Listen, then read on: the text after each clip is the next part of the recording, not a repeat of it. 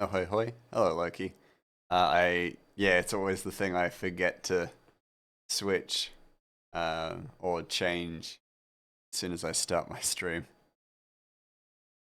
but it should be changed now.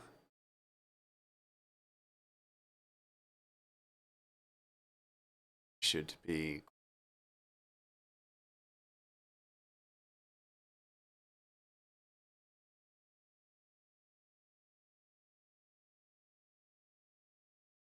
Hello, hello, hello.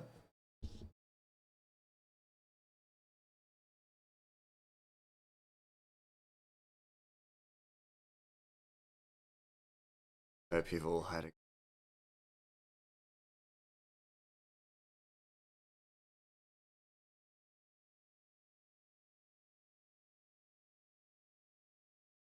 Stuff's got. I might change that.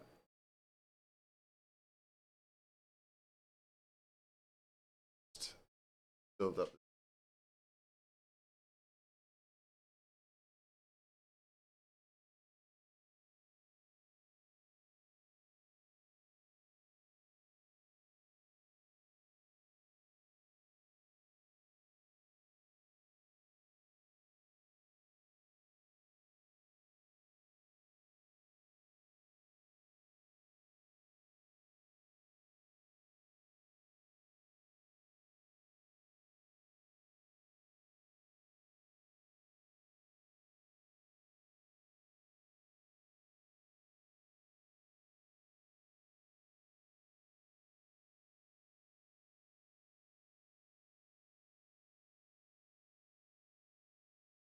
That's definitely not the right kind of shaped head. Dogen.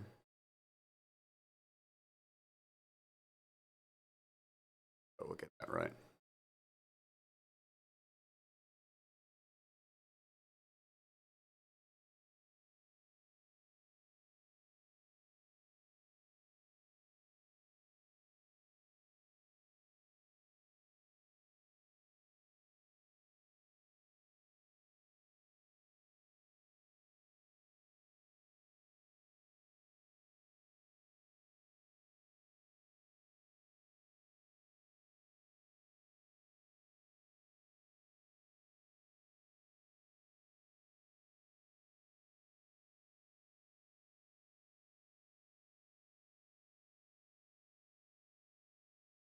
That's probably just a bit wide as well.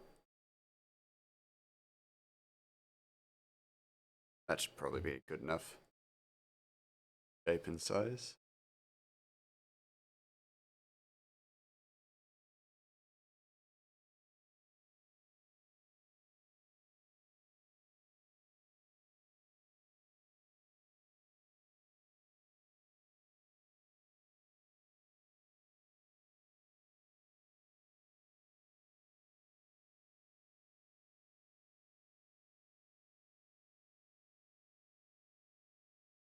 Yeah.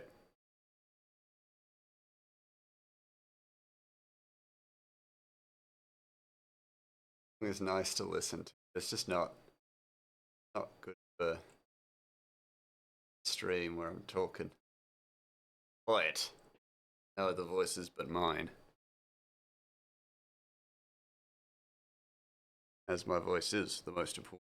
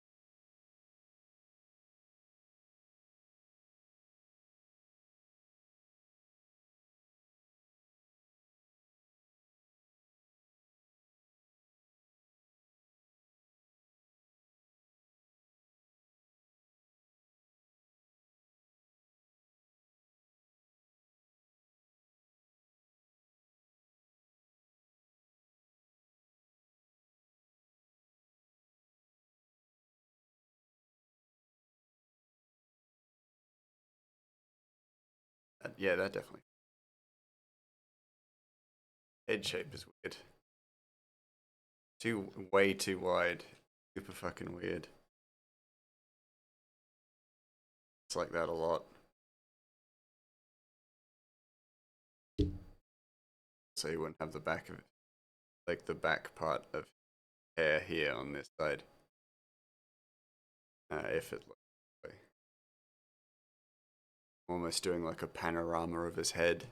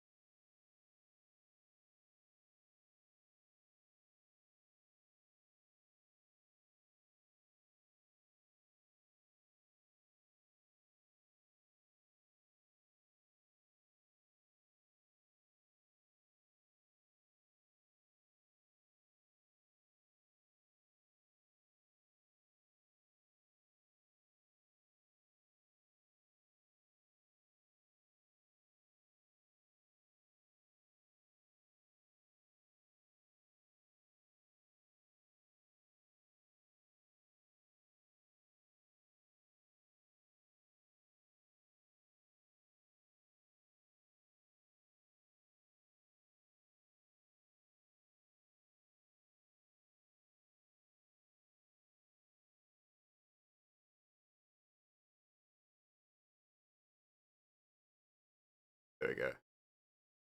Got a more adjusted head shape. I just need to add in an ear. How have things been for the mouse? Pretty good so far. You know, I've been busy and that's been kind of exhausting, but things have been okay. How have you been, Loki? How are things? Oh, so we've got a new follow. A lot of numbers. Very curious. How would you pronounce just a couple of numbers? Of course, thank you for the follow, but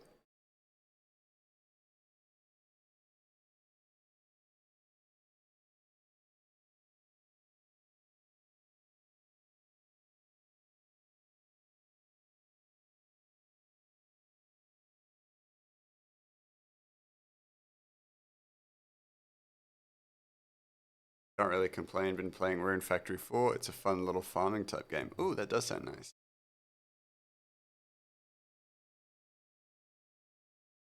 Nice and peaceful. Or is it one of those games that's a little bit more action packed?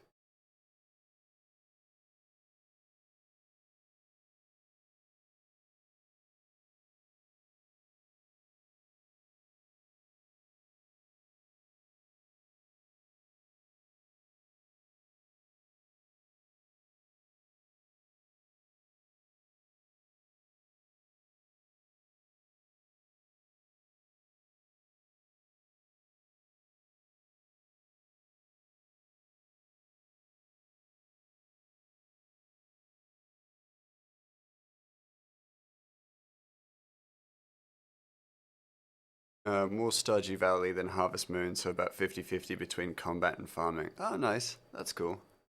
That doesn't sound too bad. I liked Stardew Valley, but I also felt like I like the co-op playthroughs of it, because I find that I get too distracted, or I don't like stick with it. Not for very long, anyway. I need somebody else there to keep me in check and motivated.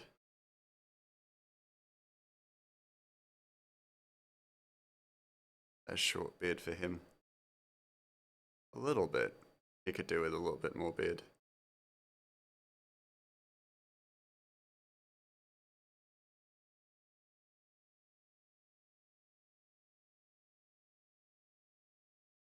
And I tell you what, having a heater in my room now is so nice. Got a new heater. One of my coworkers was just so lovely. Gave me one of hers, like one that they weren't, her place wasn't using. Now I am warm. I'm no longer freezing through this winter. Grinning and bearing it through this winter. Excellent. That feels almost too bushy of a beard. But it's about the size. Oh no, it's not really. It's just too bushy. That's a bushy beard. That's out mostly okay.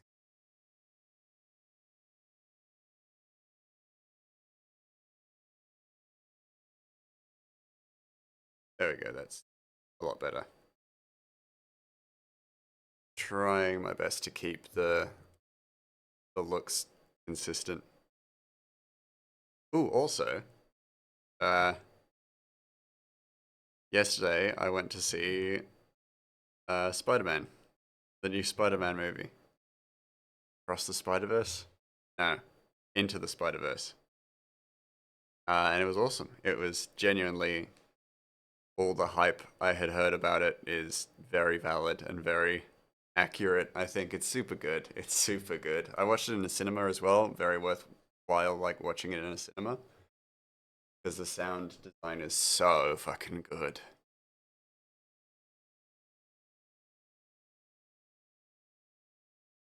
Sound design and music, just both fantastic.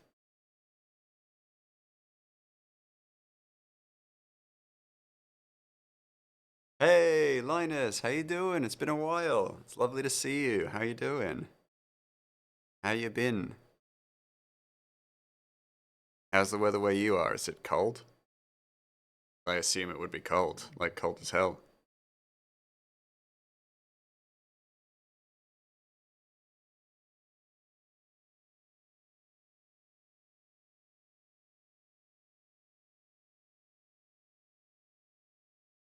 Good, just went to look at a new place to move. Hey, nice. How was it? How'd it look? Is it the kind of place that you could see yourself like chilling out and hanging out in?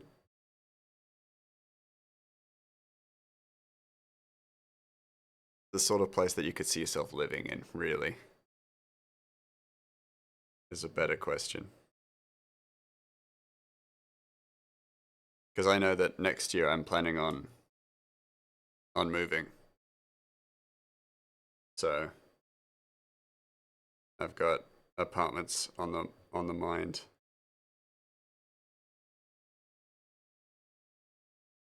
You got up to 33 degrees here. Ooh, damn, that's warm. That's toasty. Looked at a two-share apartment, 275 a week. That's not too bad. Excluded bills, yeah, it usually does. Very big and nice apartment. Apartment only problem is one car park spot. Ooh, that is a problem. So you don't know how to share. Yeah, that's tough. And where you are, it's a little bit more complicated because you can't kind of just park out on the street. In Adelaide, you can park out on the street, but certain areas have certain regulations and things like that. So you got to be like very aware. Um, but yeah, that is a tough consideration. I know from when I moved, the biggest thing that was on my mind was basically like it has to have a carport. Otherwise, I can't get it because I need to have my car. Because Adelaide's a big enough city where a car is kind of needed. Not all the time, but very much like it makes your life so much easier.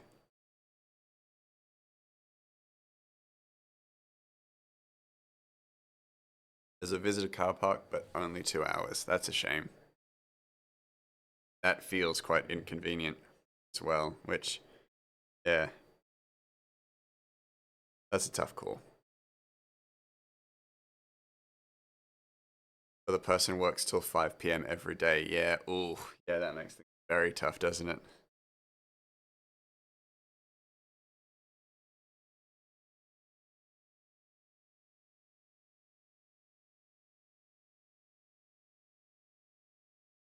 Oh wait, yeah, then it's not too bad because they could be out all day and then you can use the car park. But then it's also just like it's one of those things. It's just a little extra bit of hassle to have to accommodate accommodate for a car park for a place that should have two car parks anyway, which is really like such an annoying thing that like it doesn't have the amount of car parks available for the amount of like people at houses. But yeah, place is very nice and heaps of storage, which is very good. But yeah, I think the car park thing, like car access, can always be a bit of a deal breaker when looking at places.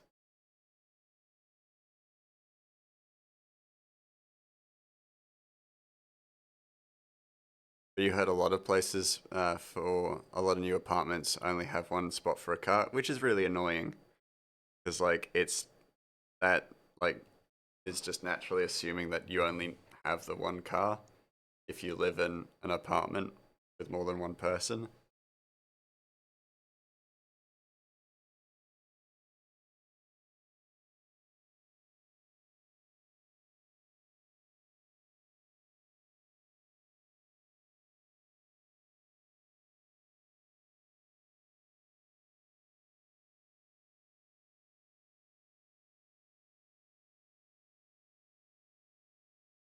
Yeah, don't know.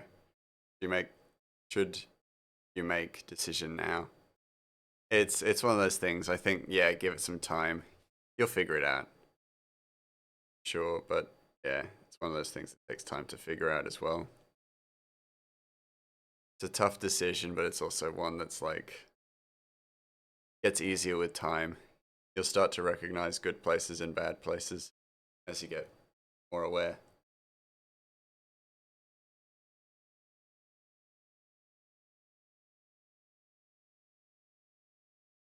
Because you only looked at one, but then he would love if you could move end of month or 1st of July. Hmm. Yeah, that sounds like a quick turnaround. But yeah, if it's not the place for you, then it's not the place for you as well. So yeah, I guess it's a tough decision, but it always is. It's never easy. It might be worth looking at a few more, but the market is what it is a lot of the time. It's disappointing to hear, but it is the truth.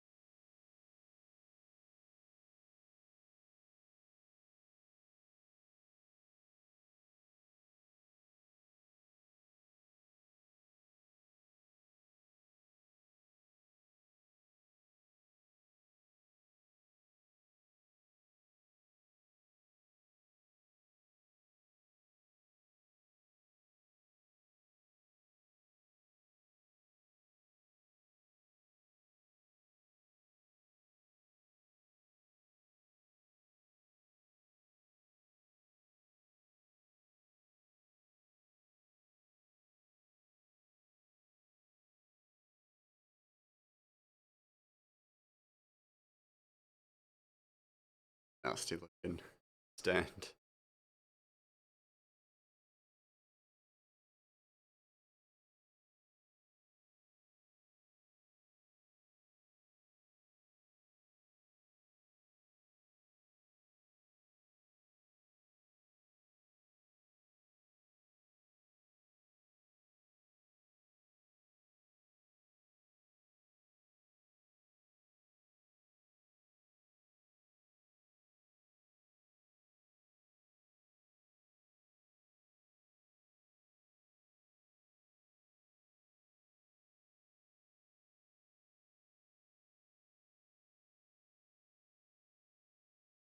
Yeah, got to chat with the current house owner as well. Oh yeah, that's never fun.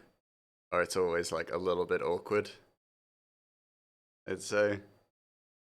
But yeah, it is what it is.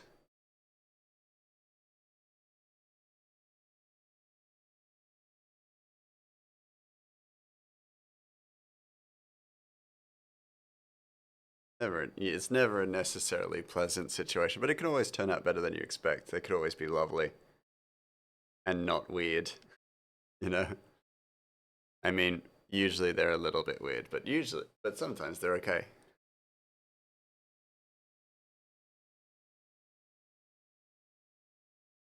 Beside the carport, you think 275 is a very good deal for apartment and big place? Absolutely. 275 is really good.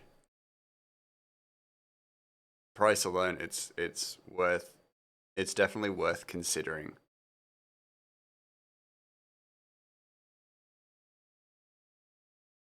Because if you can work around the carport situation, then it's a really good deal.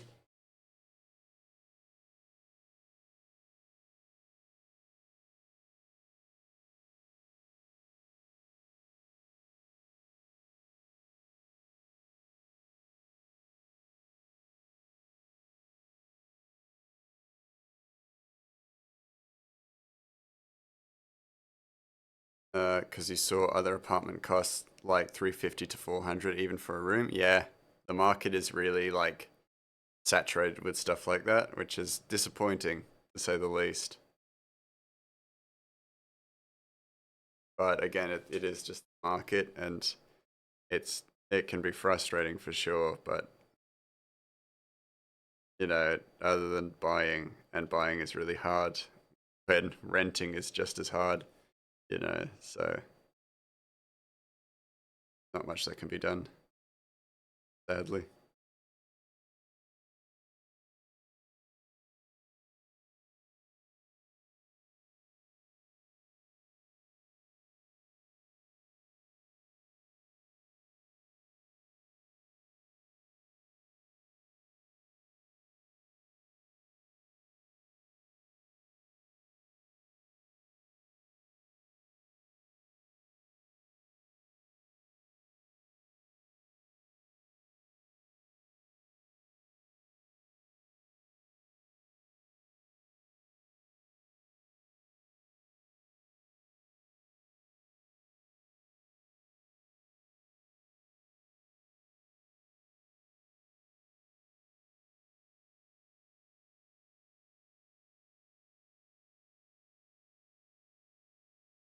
Right.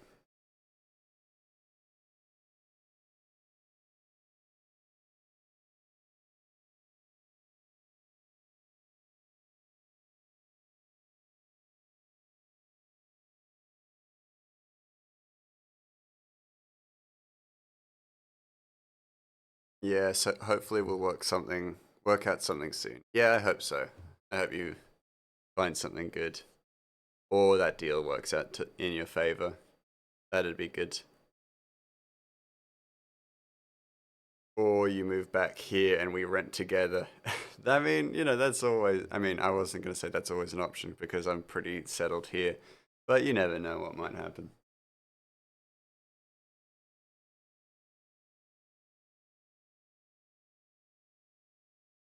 I don't know how I'd feel with a Canberra winter. Those can be pretty cruel, especially with the fog. Though, that being said, I did kind of miss the fog. As a photographer at heart, fog was pretty, very beautiful.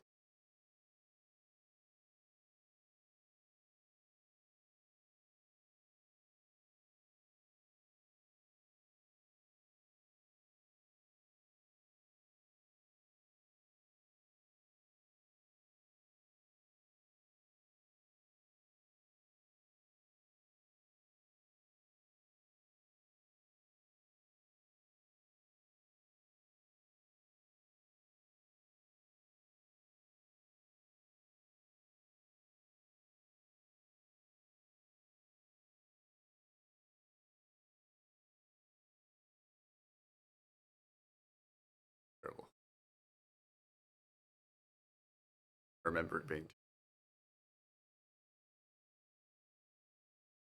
It's time. Lubin! Hello! Chuggy Yaki. Ah, shit. Hold on. I'll be right back. Gotta go grab a Yaki.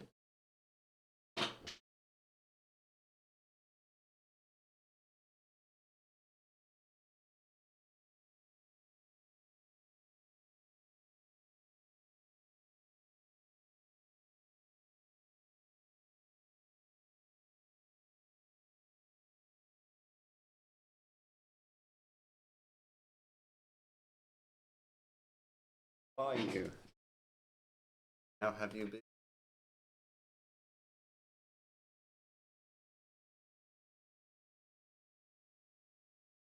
Hear that?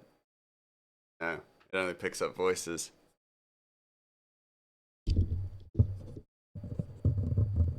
Rubbing a Yakult bottle against my mic. Hold on.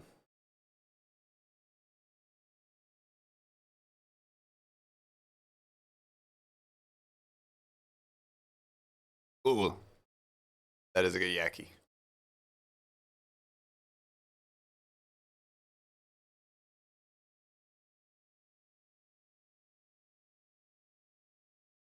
That is certainly a fermented milk drink.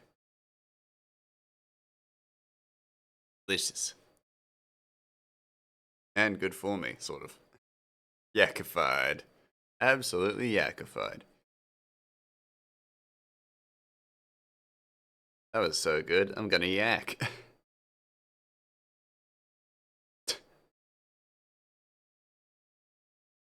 Yakult company, like, we're not using that as a tagline. Oh no, no, but in a good way. In a good yakking way. No yakking way! I'm gonna yak my pants.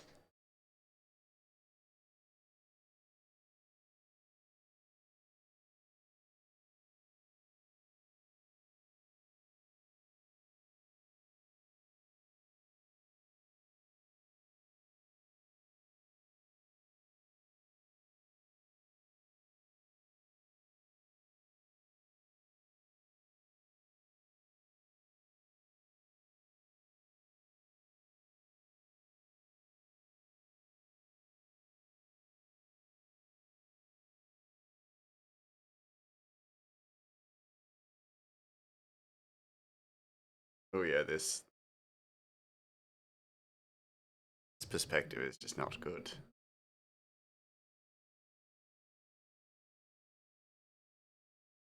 Not for that bit anyway. I don't think, oh man, trying to like wrap my brain around how this would look. Perspective wise. There are definitely some missteps.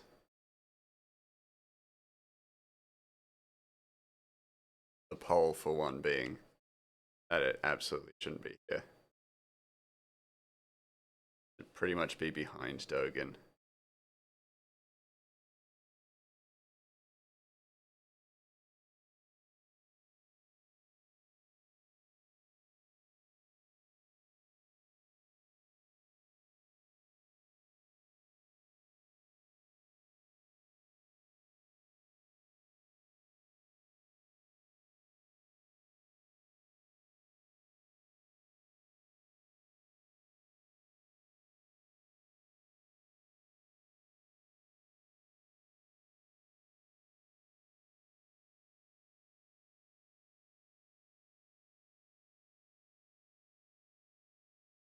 Satisfying yak every time. Yak, yakorific. 10 out of 10, yak certified.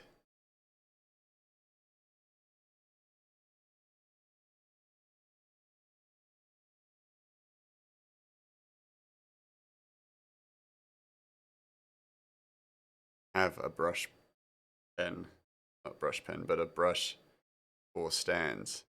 It's just at that angle, so it's just at the completely wrong angle. Like, like certain wrong angle.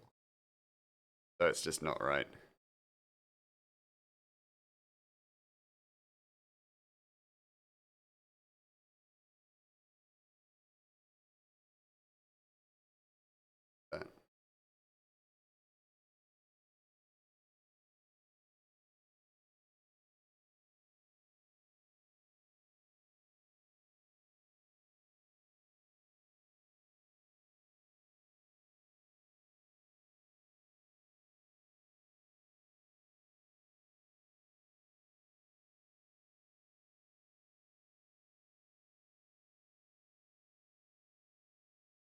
There we go.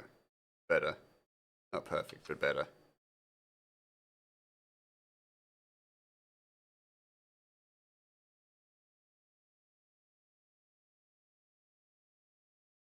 Then I can resize and readjust. Be more accurate and correct.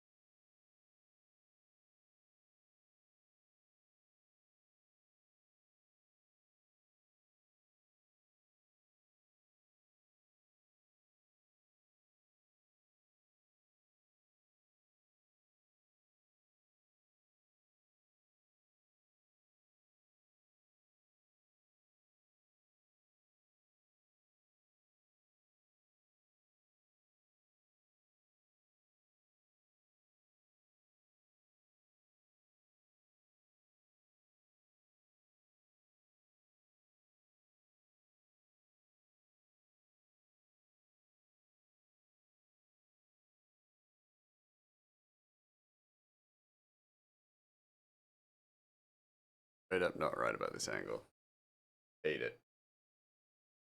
Hold on, let's look at some other stuff. I don't approach it from an angle like this. Not really. Love the piano music. Yeah, it's really good. It's really nice and calm. Very good. I try to go for some like chill cafe music as often as I can in these streams because it just works the best. It's real good. I've returned. Welcome back.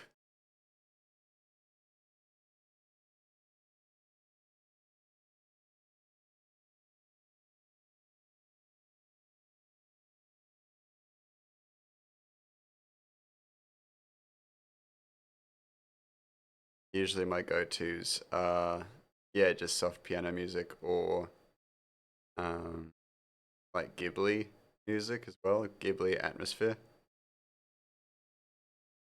That usually goes down real well. Nice and peaceful. Not too much to listen to, you know, you might recognize a song or two. That's great. Just nice and relaxing.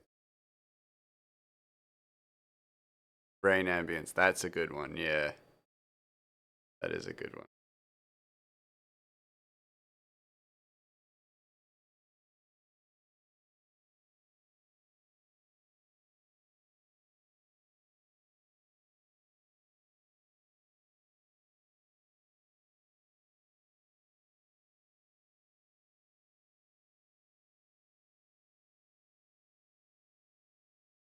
It shouldn't be that high anyway.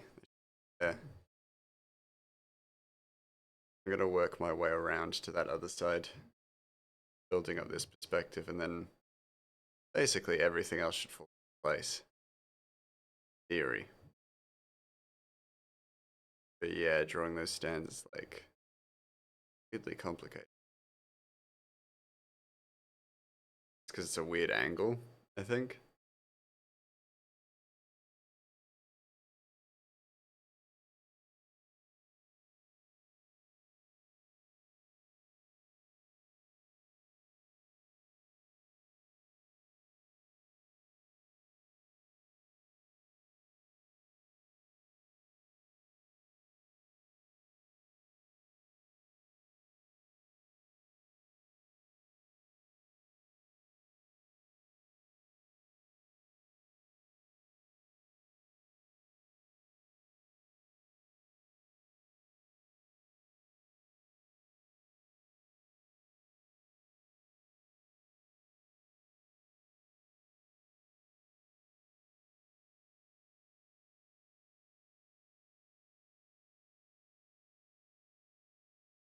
That was nothing.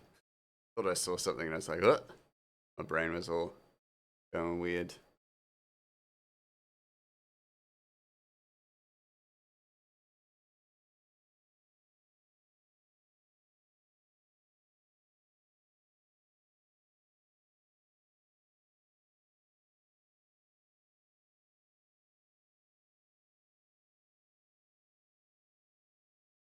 We also appear to be one follow away from Melania. Melania fight.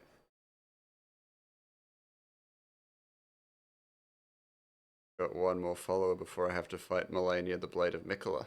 Almost, yeah, just the one. That's big. That's real big. Exciting, but then also very daunting to have to fight Melania, the Blade of Mikola. And I found Mikola. He was in an egg. I could just let Melania know. I'm like, hey, I know where your brother is. It's all good. All sorted. It's all sorted, you know? I know where he is. BRB, critting Twitch alt account. No, don't do that. It's not. It won't be genuine. It won't be the earned Melania fight. We're real close. I feel like we're gonna get it at the before the end of the month. We got what, 5 days? That's doable. One follower in 5 days. That's doable. That's an achievable dream.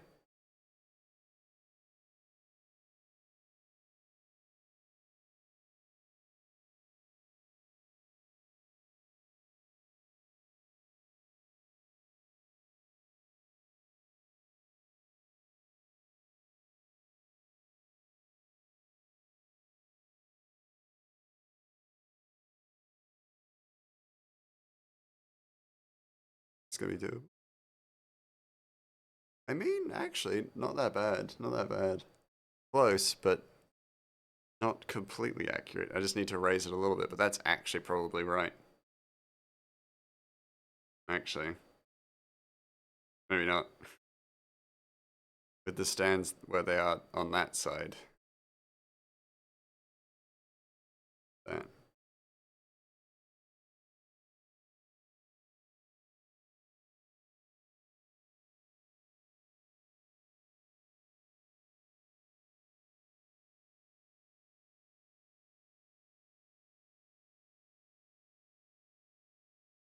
Yeah, I definitely feel like stuff needs to be brought down and closer for this perspective specifically. It's a very weird perspective, that's the thing. Because Dogen is like a normal man's height, basically.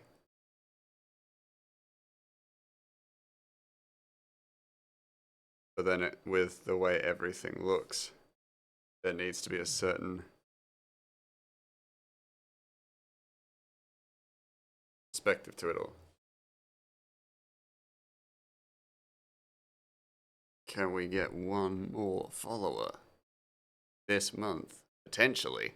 And by potentially, I mean I do not doubt it. Like, one more person.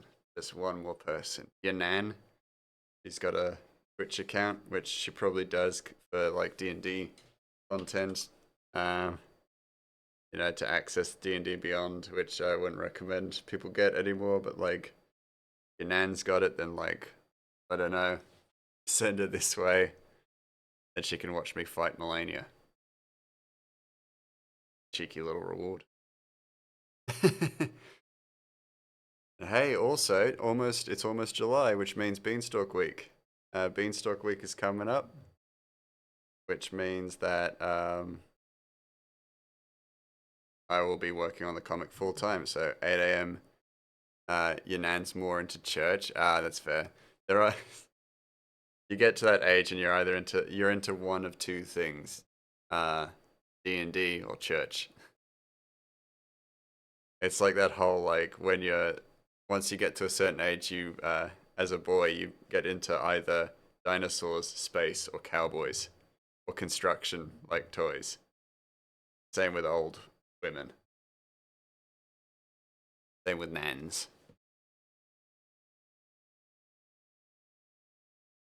For Nans, it's like church, knitting, uh, organized crime, which or Dungeons and Dragons. One of the very consistent the Nans. Your mum has a Twitch account. I will get her to join if we need to. No, no, that's all good. I mean, never against just having the entire Loki clan uh join. Who's Loki's mum? Freya in the mythology, in the pantheon. Never against it, but I feel quietly confident that that one person will show up. Yeah, the lovely one person that we will hold in high esteem, despite being, just as important and as special as the rest of you, as everybody else.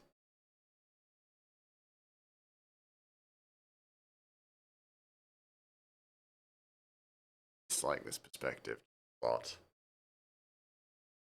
Just feels so like weirdly squashed, but it's fine. It's actually fine. I'm just too too deep in it, you know.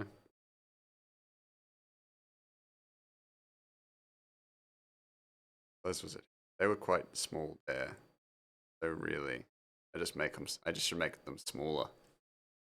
It's really not that complicated to set the perspective the right way. My brain is just being jerk about because it's a very different angle. Because like that's actually pretty good. They make it slightly smaller and it's even better. No, like was either a full or half. Oh yeah, right. You're right. Yeah, he was a. So definitely not Freya. You're right. So the ice giant who was the mother of. Oh wait, no. I don't know. I don't know the ice giant like mythology actually. I almost said carved from clay, but I know that's how Wonder Woman was made in one of the stories, in one of the comics,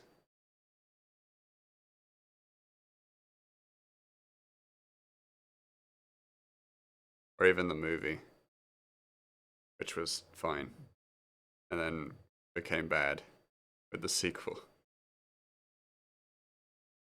which I'm sure many people were disappointed about.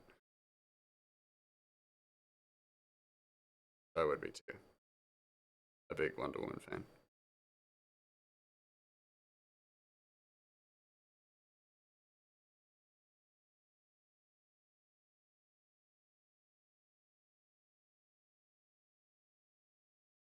Oh, comics. I think he was full giant there. I was talking about the mythology. Yeah, my brain gets very, very mixed up between comics and real world mythology. Oh, yeah, I definitely don't know mythology wise. I know basically like the basic gist of the comics. Could I say I'm a comic mouse, comic obsessed mouse? So, gotta know the comics.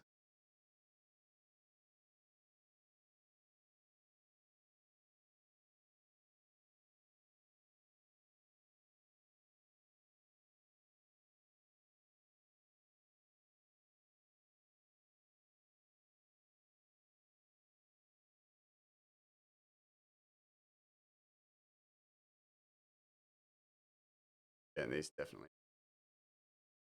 angle.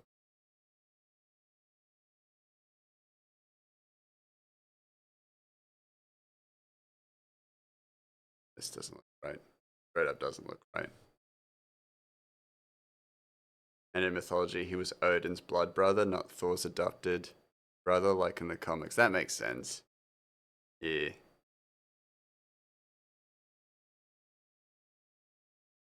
It's all skew iffy.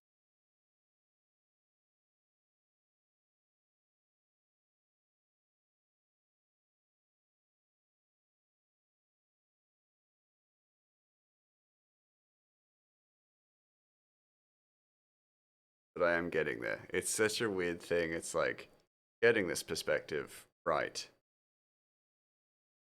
really complicated. Shouldn't be.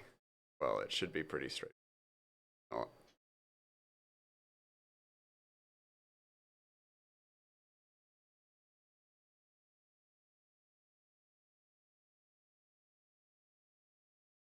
Just think further away, they get smaller.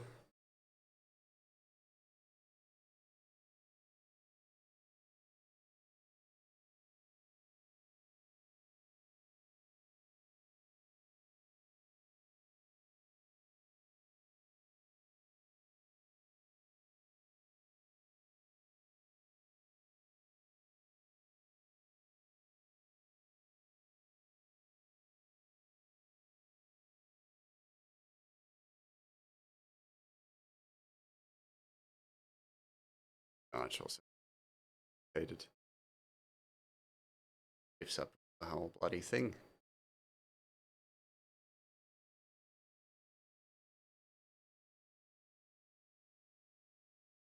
I really don't need to even put up this much emphasis on um,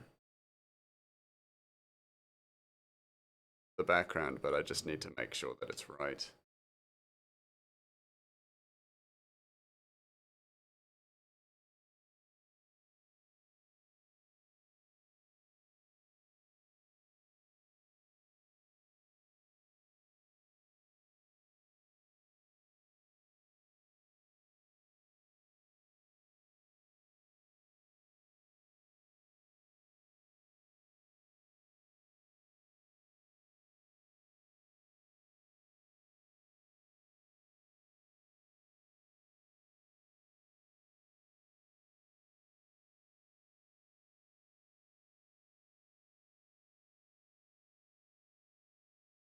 Ba ba ba ba ba ba.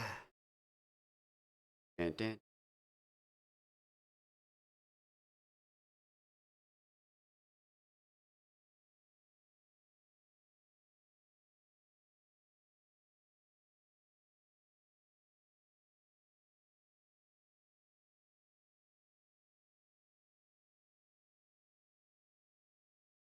There we go. It'll do. I hope. Will it do? Yes. Very much. No one believes that. Yes. Not even you. You're right. Yeah, there we go. Okay. Sometimes it really is just about visualizing the perspective, and sometimes if you can't get around that that speed bump almost, then it becomes like so much harder just to convince yourself of what you're looking at, and that was what was fucking me over.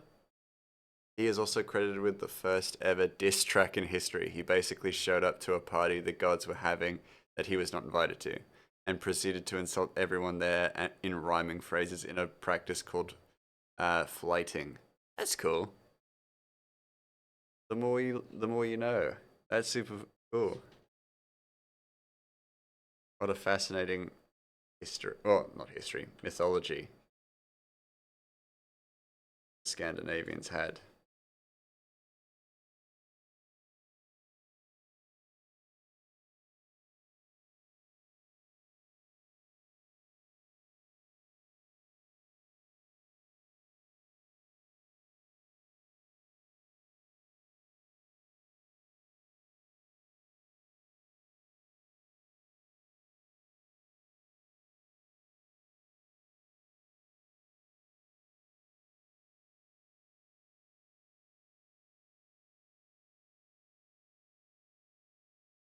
I've found that sometimes failure, like with these stands, sometimes failure is the building blocks to actually getting it right. Um, so I never mind fucking shit up because it is just a building block to getting stuff right. Zoom out. But yeah, like I said, it's like it sometimes does feel like you're just kind of failing over and over again, but it does actually make sense after a while, and it does help you build an understanding. of the perspective, and it can be tough, of course. And it can be a pain in the ass, like an absolute pain in the ass. Like, I'm not gonna hide that fact. That trying to make things look right, perspective wise, can be an absolute pain in the ass. But it's usually alright in the end. So,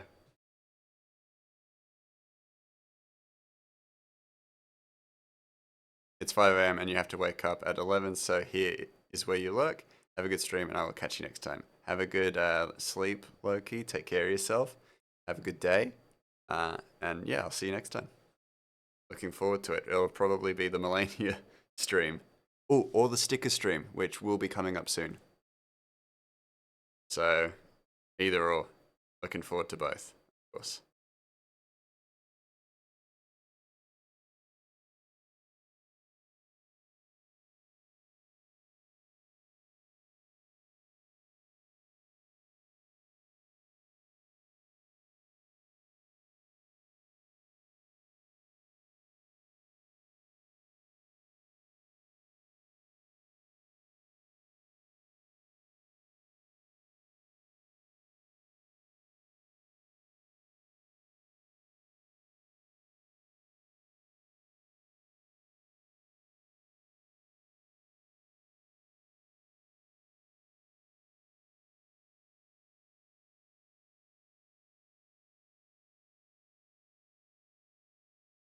Raining.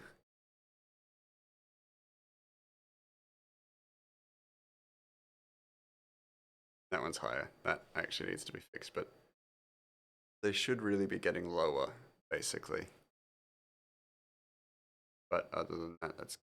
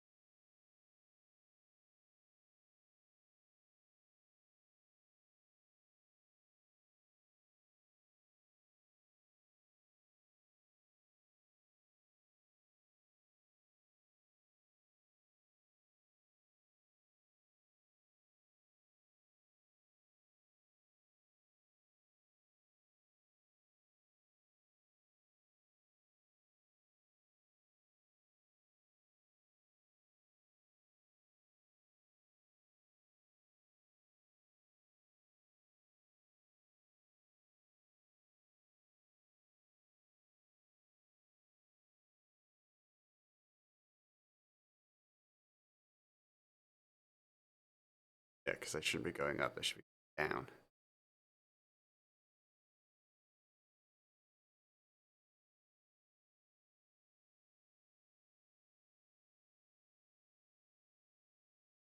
Really should.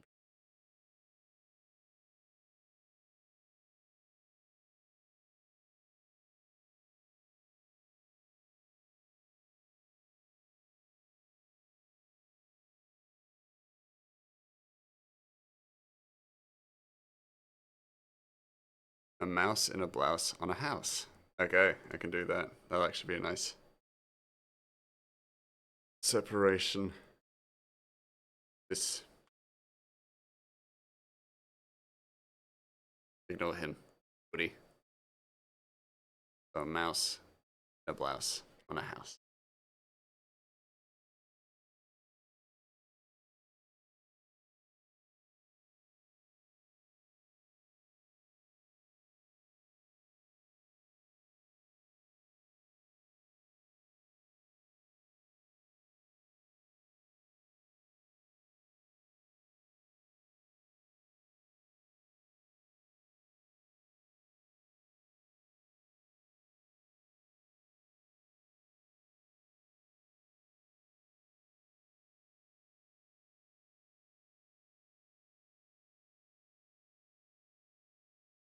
Decided to mess with you first. Nice. Get to bed.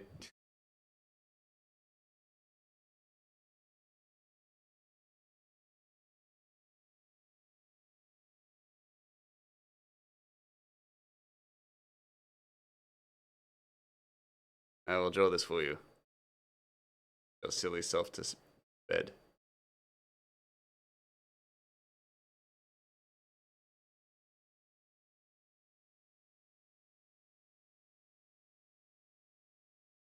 We go buck teeth. I wonder. Nah, it's the mouse.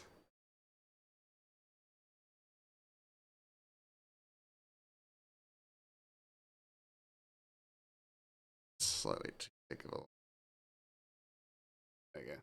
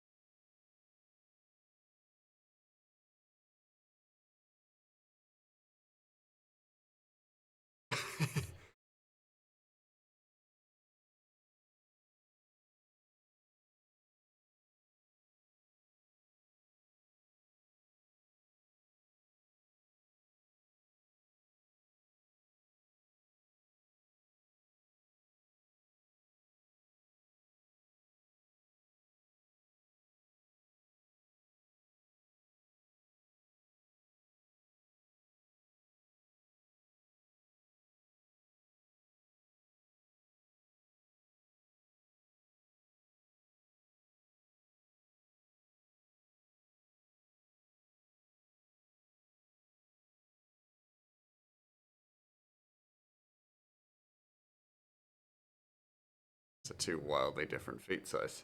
Having Zid draw you low effort banana bread going to be literally a banana peel and all shoved in a loaf of bread. That's amazing. That's very good.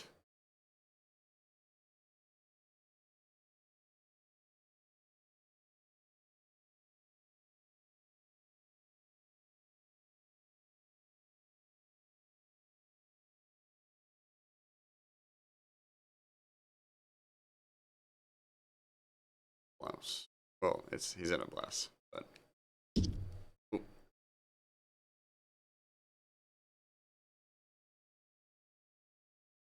again, wildly different shoe size.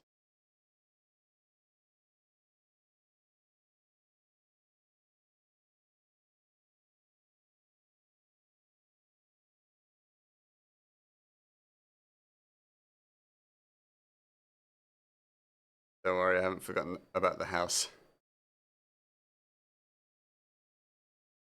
This is on its way.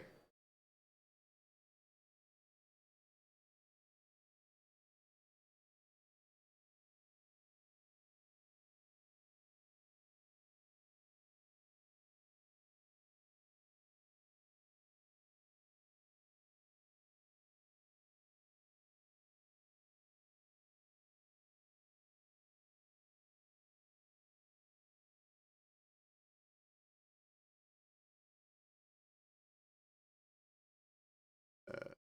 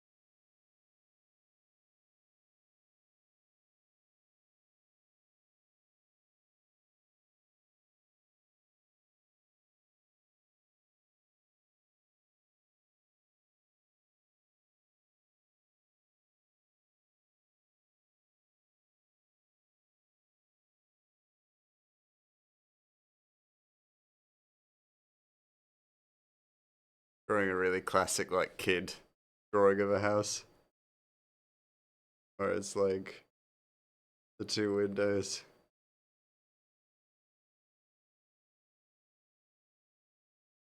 Big old mouse on top of it. You know, classic kid drawing.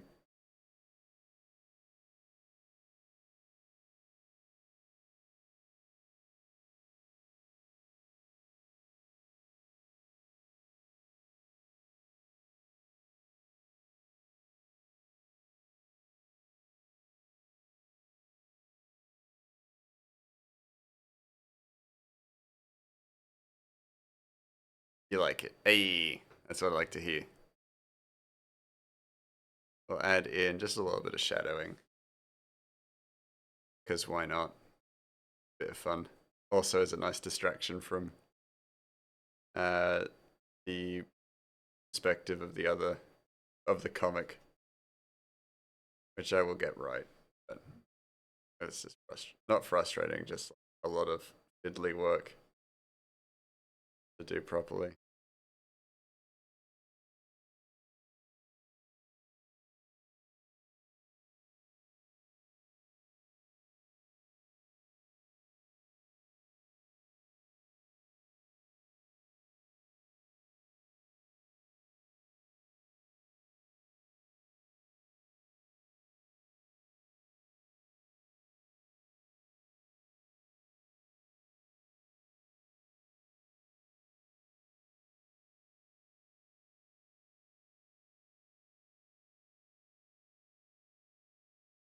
It's one thing I do love is that with my work, the shadows really build up and bring out the definition.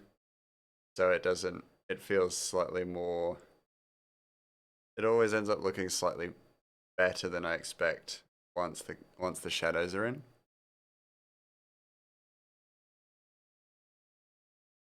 So I need to work on being more patient with myself with stuff like that because ultimately, until the shadows are in, can't be sure how good it's gonna be.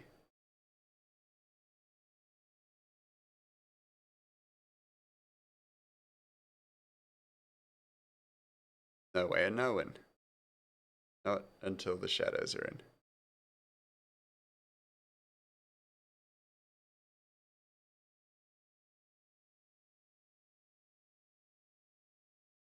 Shadows and detailing, I guess.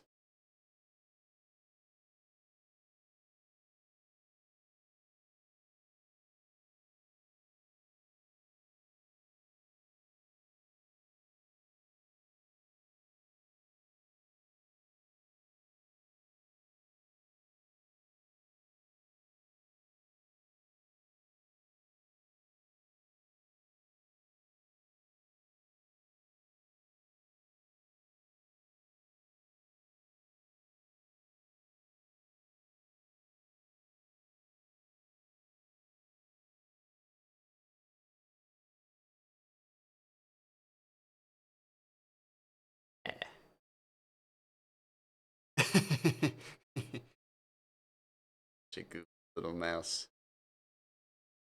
The goofy little guy.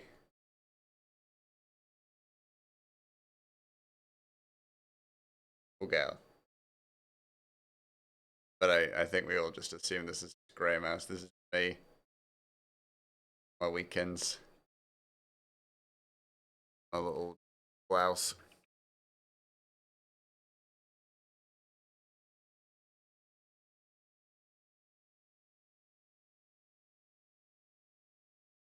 In my wee blouse. Sitting on top of me house. There we go. Beautiful.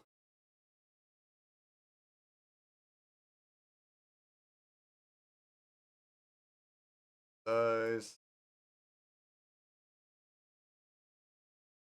A moment.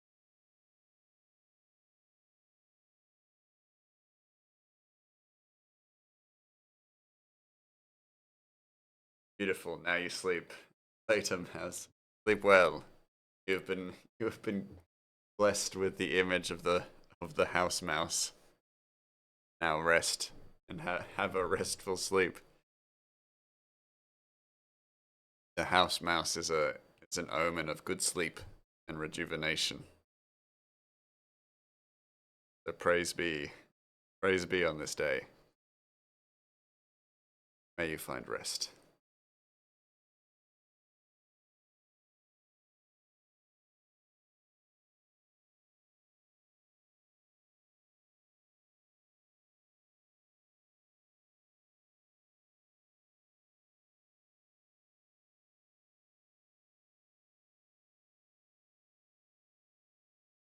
No uppies. Down.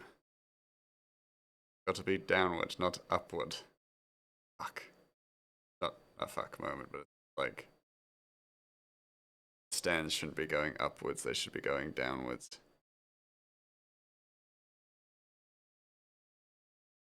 Just purely based on perspective.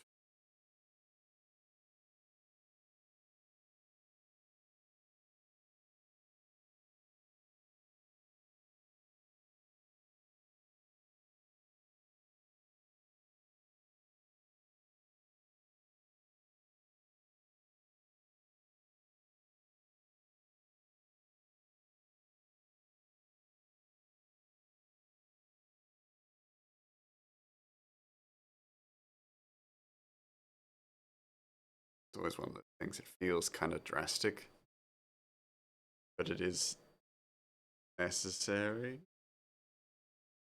Said that with a lot of confidence. It is necessary.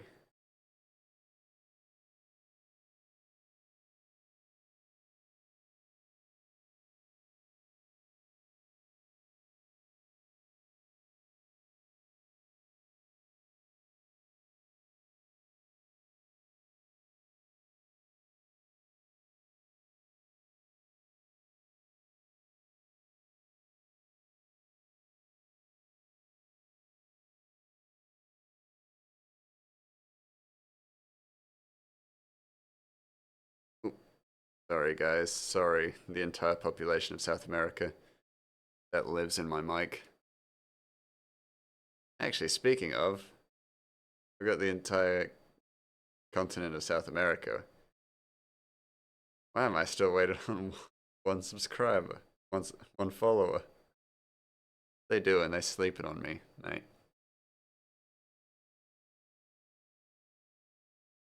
That's way better.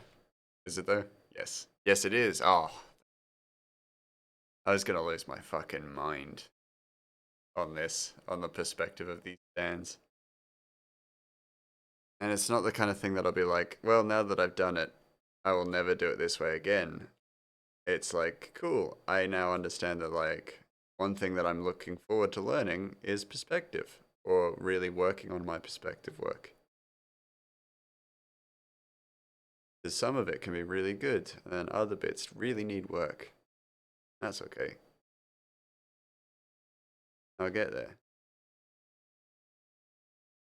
And you'll all just see, like, the later comics will have good perspective.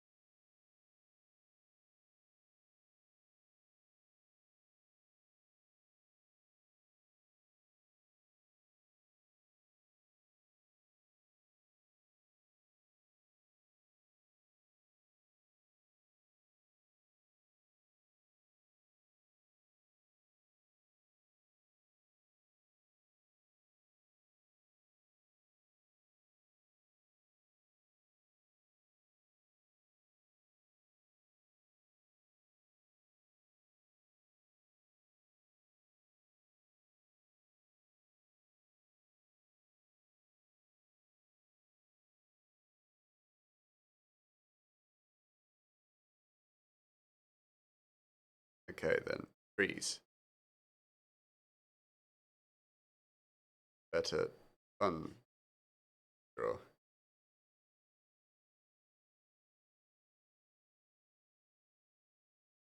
Get how to anything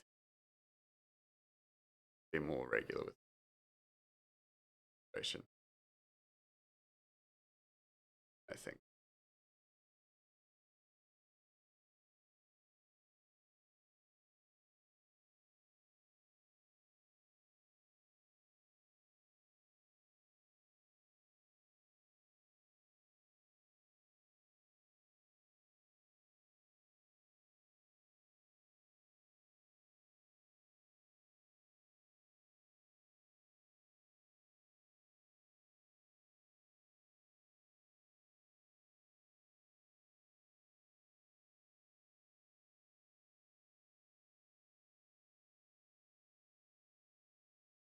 Up.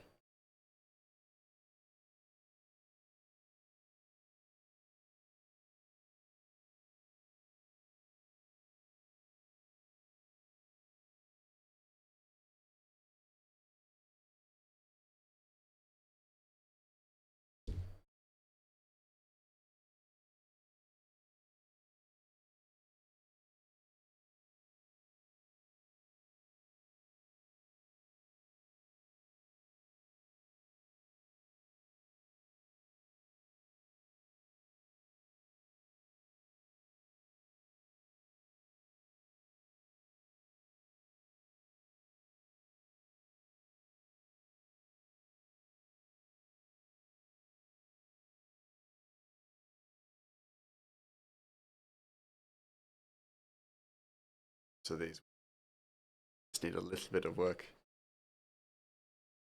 off.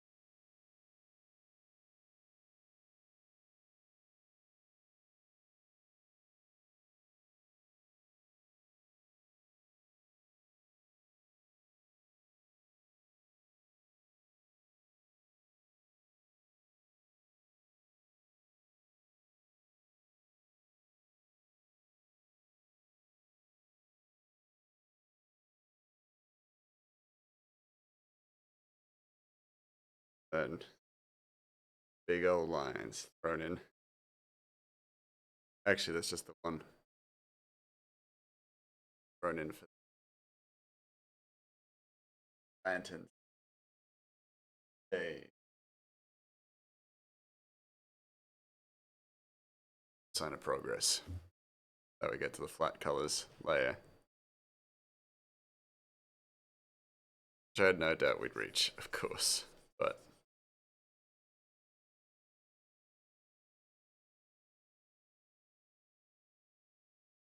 with the perspective, I was actually genuinely more worried about it. Just like, ugh, just a very different perspective. And it's like secretly fiddly, but annoying. But it's done now. It's taken care of. I can move on. I can sleep peacefully tonight knowing I did the best that I could.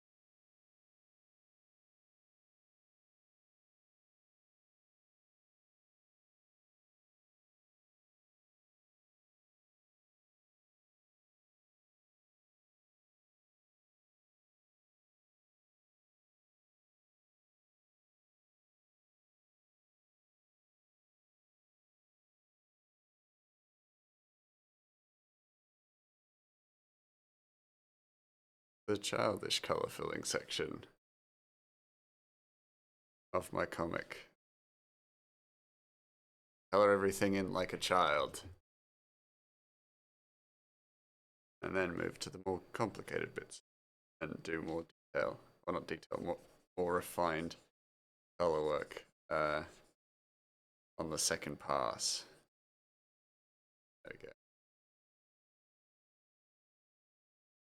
I was not chatting, but I asked a question on Twitter because I was really curious to know the answer or what people thought about it. But because I will be working on behind the scenes stuff for what is going to be known as the compendium. Once this entire series is finished, I will have a book that explains like all the little like random little pieces that you'll see in the background of the series, but may not get like any kind of story explanation about because it's basically just world building. But you can get story aspects about it,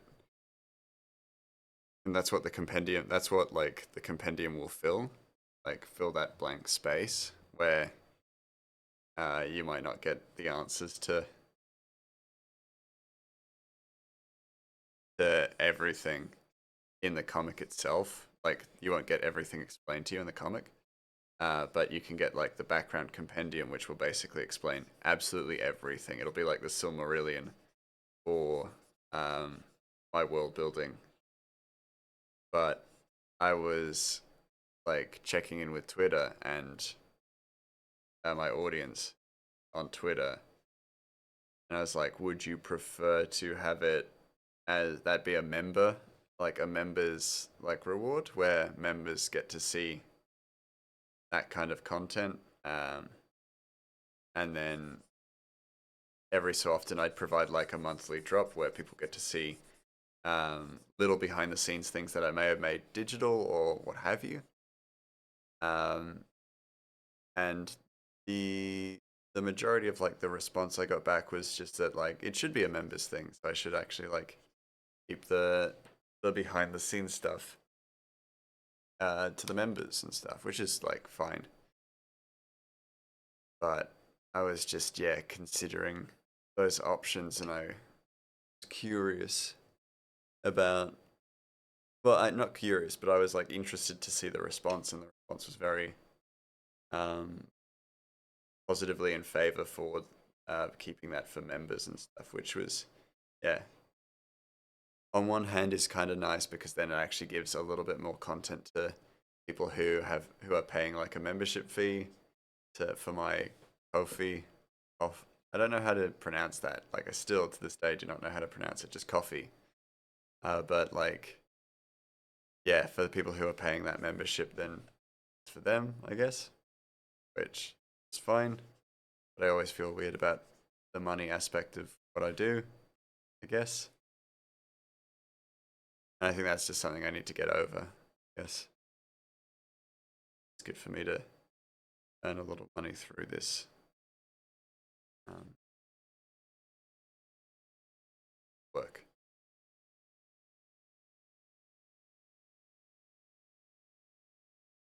But yeah, I feel like I reserve the right to rescind that at any time and then just provide it for free if I'm like really keen to show it off. But I am really excited about once we get to a certain point where I'm actually like explaining the background of the world and stuff. I'm really keen for that. That should be really cool.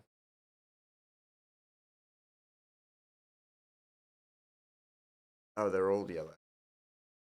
That's cool. Make this one orange, just for a bit of variety.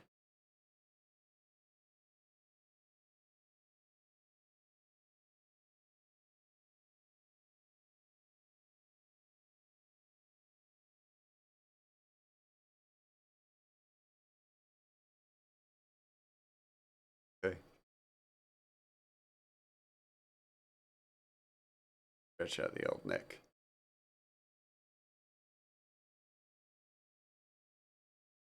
What is this space? I mean, this space, not actually. I mean, mostly guy.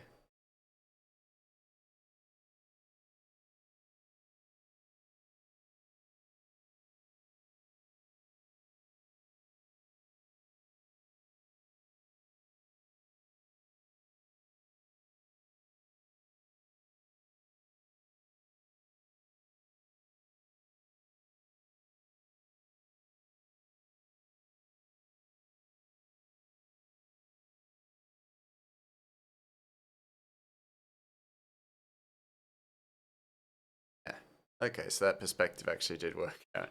Now that there's color involved, I actually do feel a little bit better about how the perspective has turned out. One of those things, it's like so much of this project is me convincing myself that I'm actually like, oh yeah, I'm actually like a good artist and I actually do know what I'm doing.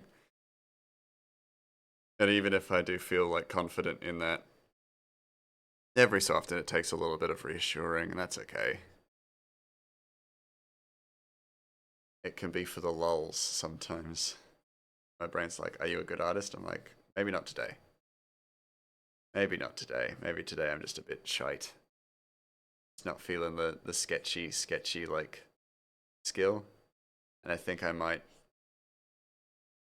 uh try and remain loyal to like a digital illustration a day. And they may not be big ones, they might just be like little things just to sketch. But just so that I am like warming up and I am regularly practicing. Because like I haven't drawn since Tuesday. I haven't drawn digitally since Tuesday. So as a result, that's what Wednesday, Thursday, Friday, Saturday, Sunday. That's 5 days where I wasn't drawing, so I can just get out of like minutely out of practice. I guess is not good. I might try and stick this to a schedule. Well, not a schedule, but like a routine.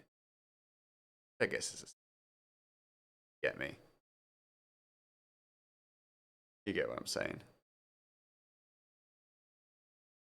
Not rocket science. I just should draw more, even if it's not stream, just as a practice thing, routine thing.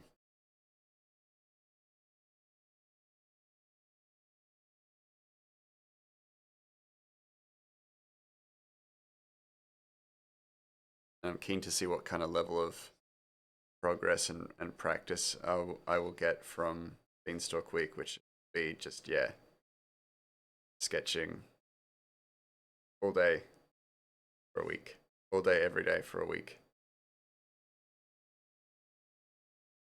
with big breaks, of course. Which I always like try and emphasize. It's like I will be taking big breaks just so that I don't burn myself out and then I don't, get too sore, what have you.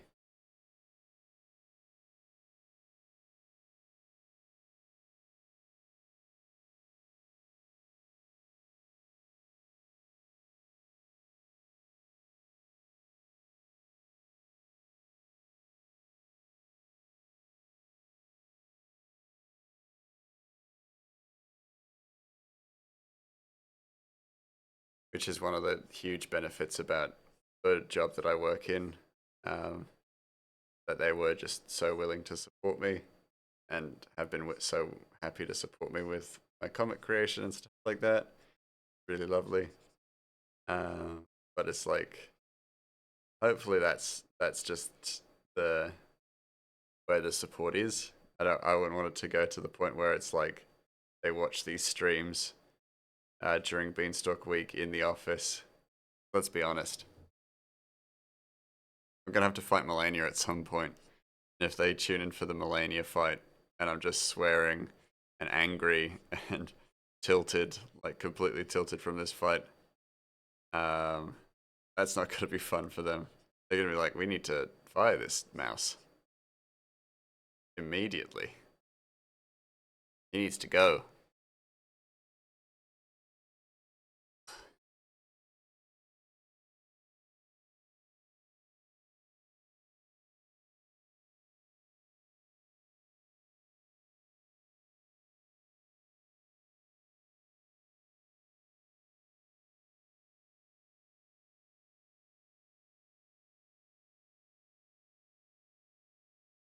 It's like, again, also like just genuinely the support. I've actually gone to my coworkers for advice within their like practical fields about things that relate to my comic, and they've been nothing but helpful with them. Like I've asked the graphic designer graphic design questions about like the cover, which has been looked at by a professional graphic designer and had like feedback on. So as a result, it looks genuinely way better than I could have made it look on my own. Honestly.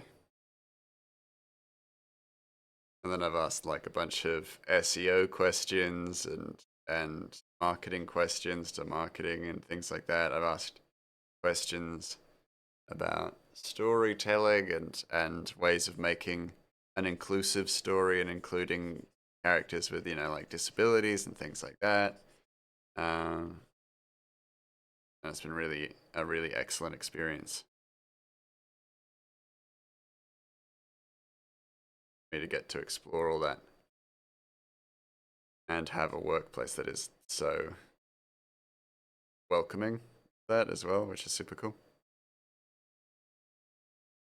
Even if the grey mouse name isn't uttered in the halls ever, never speak of that mouse.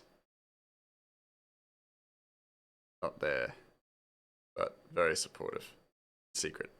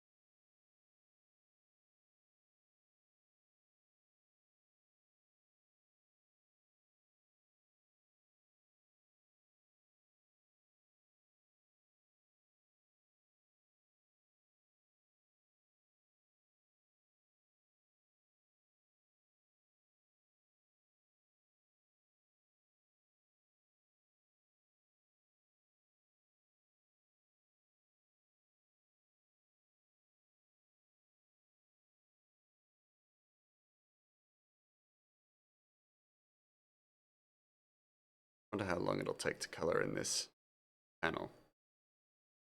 Hopefully not long.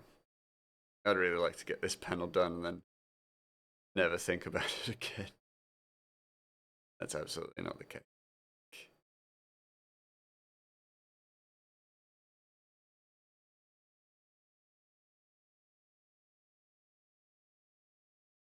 Because, like, truth be told, it really doesn't. being hard on myself.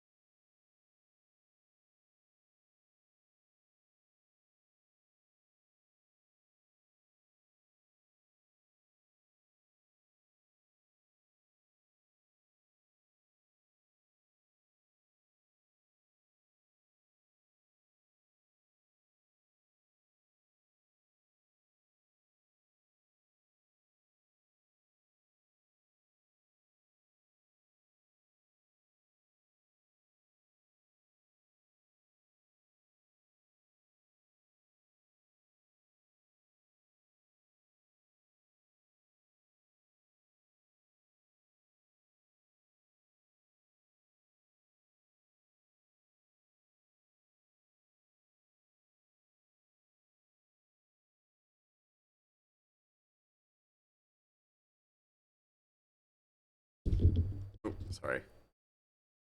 Priority of South America. I apologize. Accidentally bumped the mic again.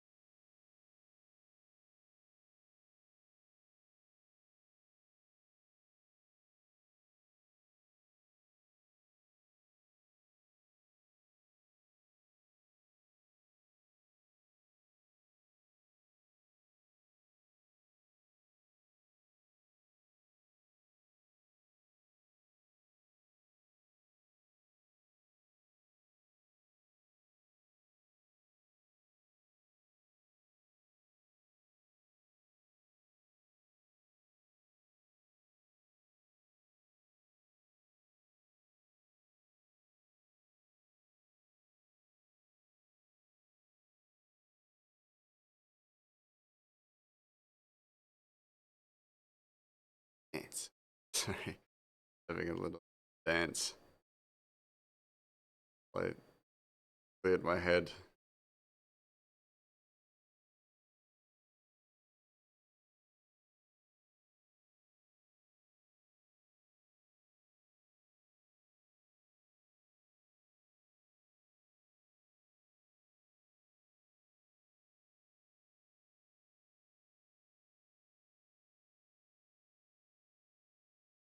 Should probably add in subtle, like, oh no, it's not raining just yet. It's just windy. It's just like really a nasty wind.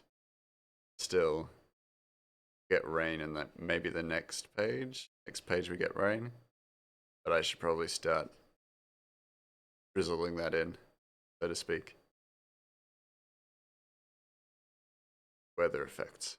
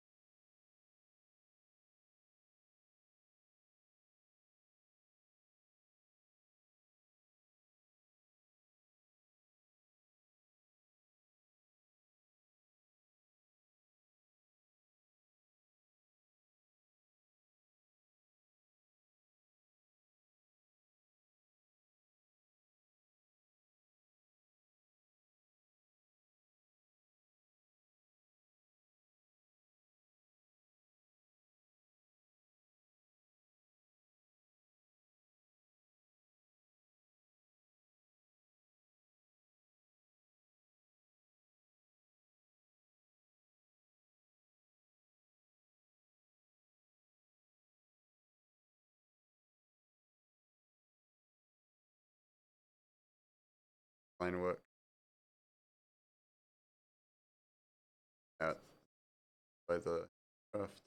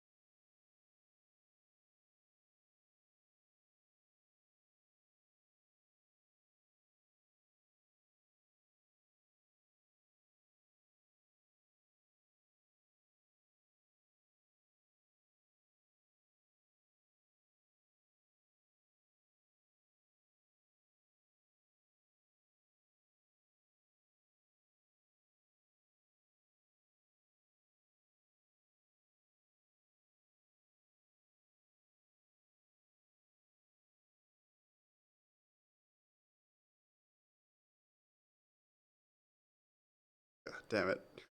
Just lined that up and just completely fucked it up. Fucked up the coloring. I did it again. Fine. Ah, shit. Fucked it up. Fine. There you go.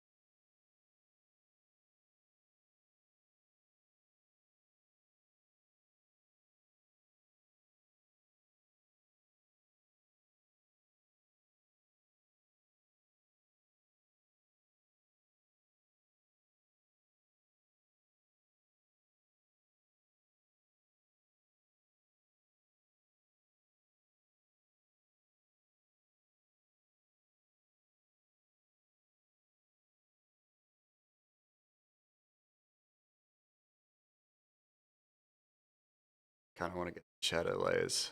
Right. If we get to shadow layers, we may as well keep going.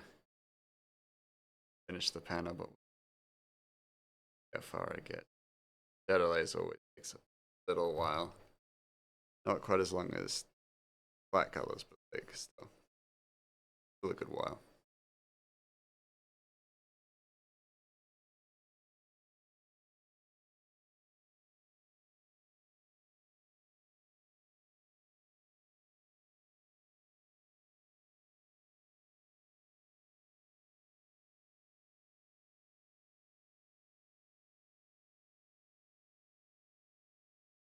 Just had a thought. I was like, "Ooh, I've got Scrubs on DVD," and I just end the stream and I just wander off and go watch Scrubs.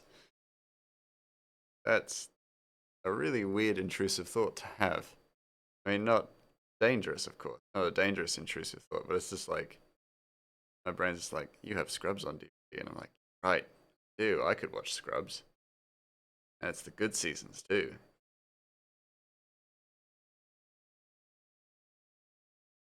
Or they, I guess, jump the shark, but Scrubs. You know, the best episodes, like the one with Brendan Fraser in it, and then the other one with Brendan Fraser in it. Very good episodes. Or that one with Michael J. Fox in it.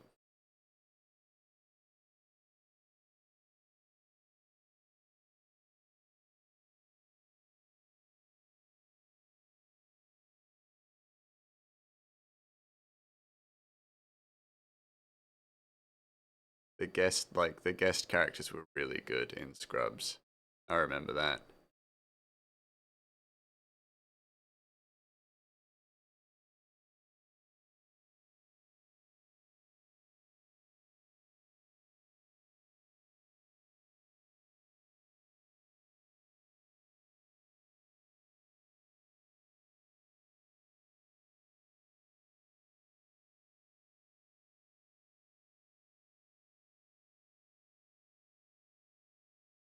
The sheer chemistry of all the characters on that show, and bloody Dr. Cox and JD, like some of like genuinely such good shows. Not shows, such good episodes. And I still love comfort watching Scrubs to this day. One of my favorite like comedies. So good.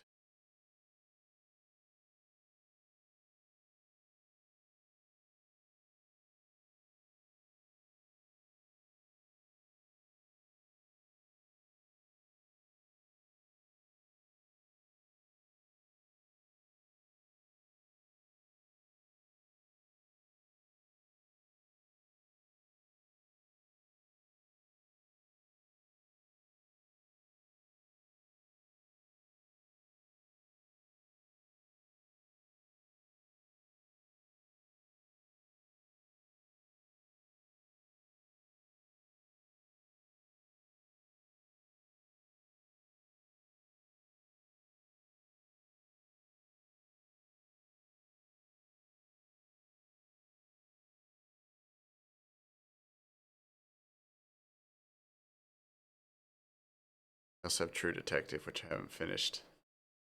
So I bought it around about the time when I had a really bad DVD player, and so it played for a little while and then would just freeze, and it's like that's just not worth getting through until I have a better DVD player. And then I got a PS4, so I can actually watch True Detective. Finally, need to actually sit down and watch it.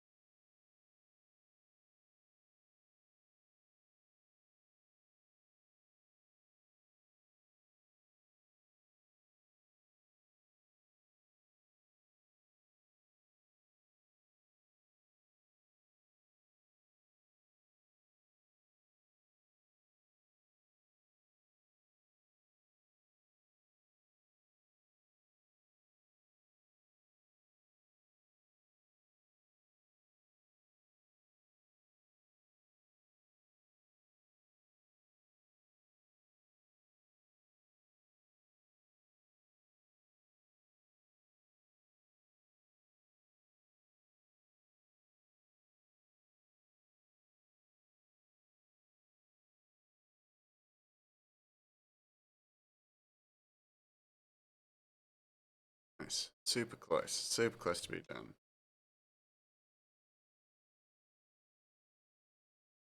Flat colors anyway, but very, very close.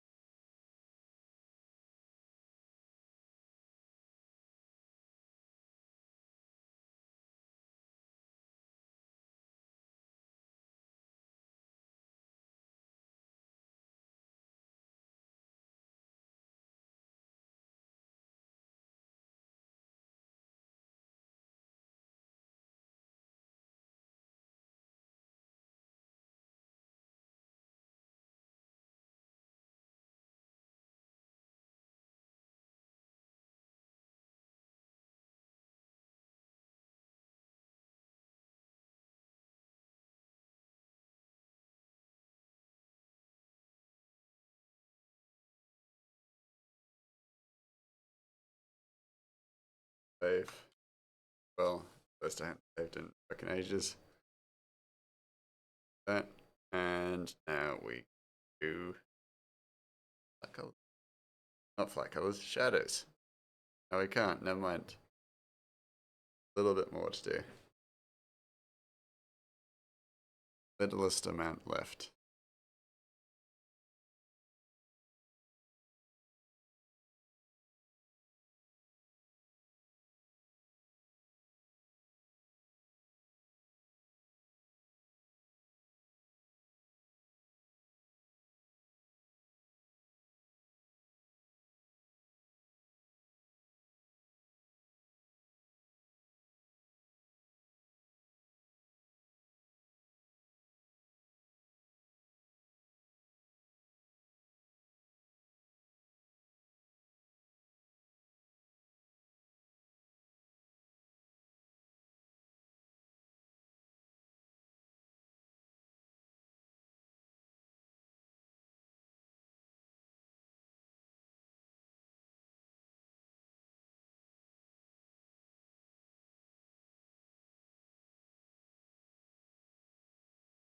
That little wiggle to loosen up the scroll bar.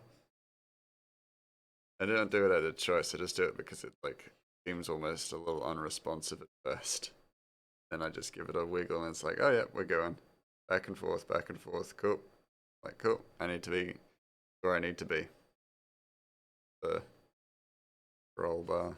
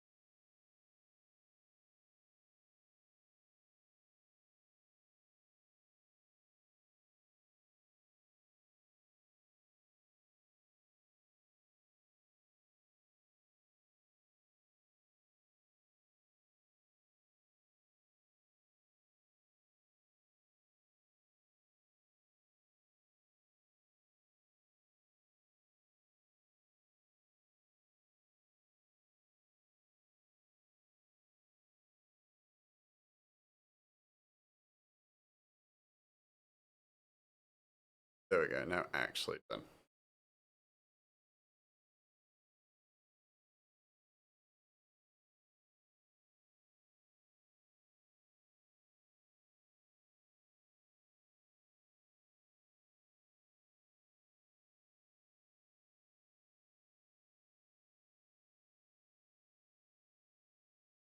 soft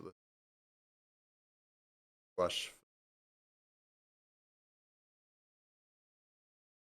a bit of dimension, breath.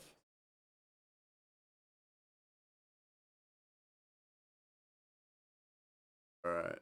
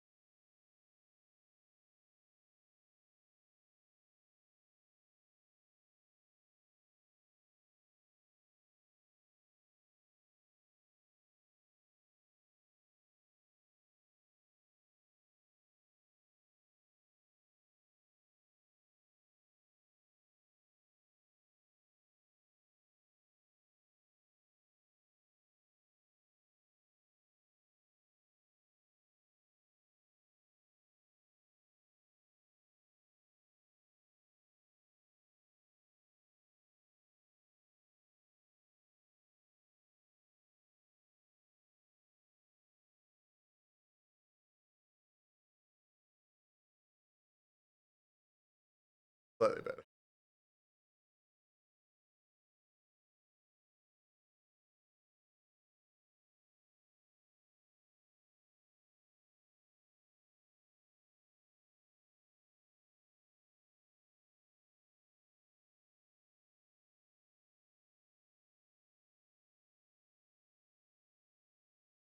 Back to it. Time when I admitted something to my co-workers and realized, oh yeah, I work with a bunch of mums and stuff.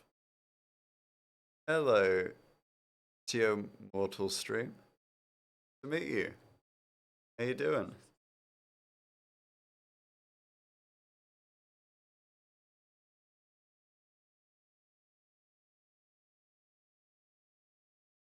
Welcome to my chat. I'm Grey Mass Inc. I'm an Australian illustrator currently working on a comic. A pleasure. Oh, how polite. Very welcome here. Oh, my voice is cracked. That was bad. How'd you find me? Are you an artist yourself?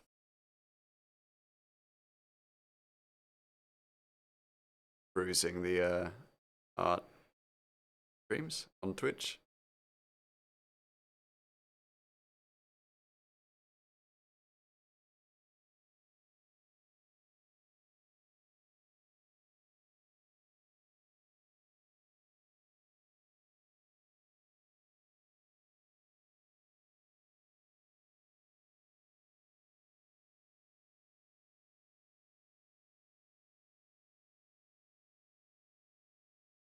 Novice, you actually searched comic. Oh, right, you were one of three options. Had that feeling it would be a good stream. Oh, well, I mean, I can't blow my own trumpet, but hopefully you'll find what you're looking for here. Large ad break, can't interact. Okay, no problem. I'll hold out, I'll wait for you. Wait for you to come back.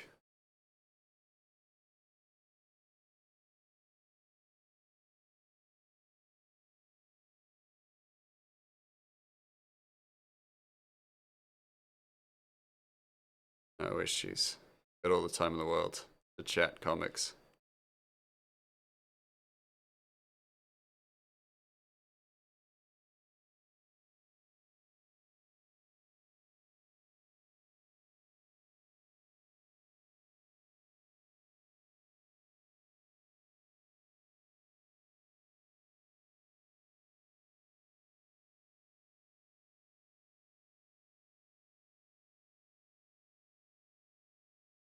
That is interesting that there aren't quite so many comic options. I guess it is a Sunday night here in Australia, so potentially it's just not a good night for comic streams, but very interesting that it's so sparse.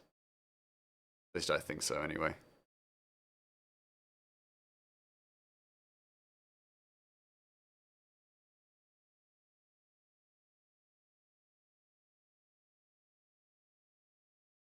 Probably very good for my analytics though. If there are so few comic streamers on tonight, I assume. I don't know. Probably not.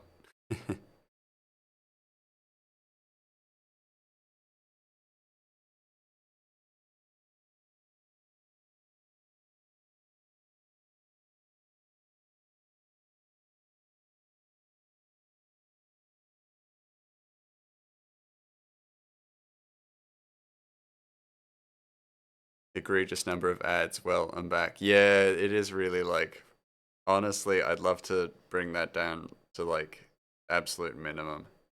Honestly, I fucking hate the ads as well. Yeah, welcome back. So for in terms of comics, I am currently working on my first comic. I'm a bit of a novice when it comes to comics myself. It is a fantasy series about a goblin rogue who forms a team to steal gold and riches from giants. It is called Ratchet and the Beanstalk Brigade. Here is the previous page. I almost said panel, and that's why page came out sounding really weird. This is the previous page. We are currently in the first chapter, where we're looking at a dream sequence that introduces us to our main character, our protagonist Ratchet, and his adoptive father, uh, Dogan, the master assassin. And so we're getting like a little bit of Ratchet's backstory before we actually get into the main like meat of the comic. So yeah, always happy to answer questions about the comic itself, while also doing my best to like avoid spoilers. But yeah, always happy to chat comics, just comics in general as well.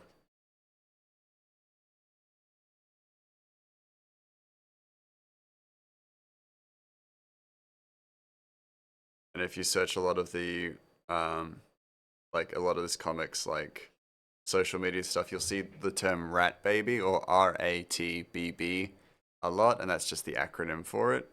I refer to it as rat baby quite often, and I have to remember that like not everyone knows this comic is rat baby when I go into other streams or read into other streams, and I'm like, yeah, rat baby's going well.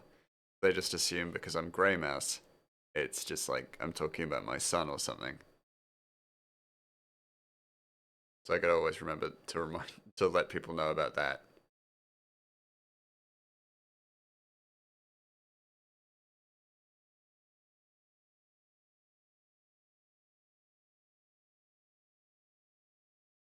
You say somewhat in jest, but the cardinal sin of info dumping at the start of a comic. Yeah, pretty much. It really is that, isn't it? I'm trying my best to like do as much of that visually, so do a lot of visual storytelling. Um, but yeah, there is almost like basically an info dump at the start of every comic. Like it really is like that. Rat Baby's fun. Nice. I appreciate that. It's so far I've gotten a lot of positive feedback on that name. So I'm very proud of it. Dumb, of course, but also very funny.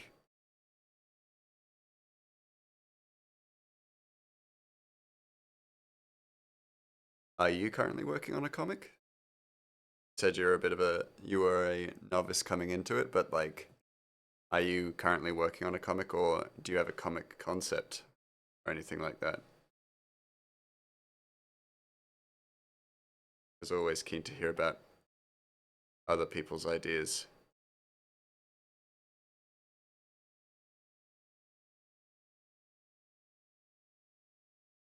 With that insight check, you rogue mouse goblin, you nat 20. Hey, do it again.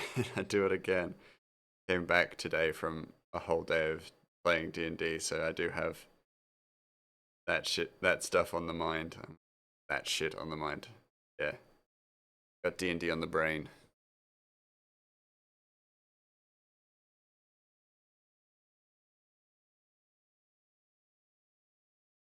And like this whole series, yeah, 4 draft panels and a whole heap of humility and respect for comic creators. Oh, that's fair. That's fair. I mean, honestly, it like I definitely gained this whole respect for comic creation when I started because holy crap, it's so much work and so much dedication to something that is really fueled by the person's passion for it. Transitioning from illustration to narrative driven sequences is soul crushing. Oh, absolutely. It's genuinely my nightmare. Like, I want to have as few sequences in this comic specifically of just characters talking. I want as much visual storytelling to go on as possible. Even if it is just like more characters fighting or more characters actually like physically showing story and making a lot more of that storytelling visual. For you who probably doesn't know, I have a background in cinematography and media, so I also do a lot of visual narrative. So my intention with this comic was that a lot of it would be very visual based, and so I have a limit on the amount of um, descriptive descriptive storytelling that exists within this story, or exposition. That's the word I'm looking for. Not descriptive storytelling, just exposition. I have a limit on that I use with the intention of making sure that if I can tell the story visually, then I will. And if I absolutely have to put exposition in, then I will. Oh, that's a transferable skill, and you seem to have a good direction worked out. I admire. Thank you so much. I'm trying my best. I'm doing what I can at the very least. Um, but it is tough, and I have this just profound respect for comic creators because it's a lot of work, ton of work. I basically work a part-time job that is just making the comic on top of my full-time work. But since you did tell me that you're currently working on a comic, what's your comic about? I'd be keen to hear about it.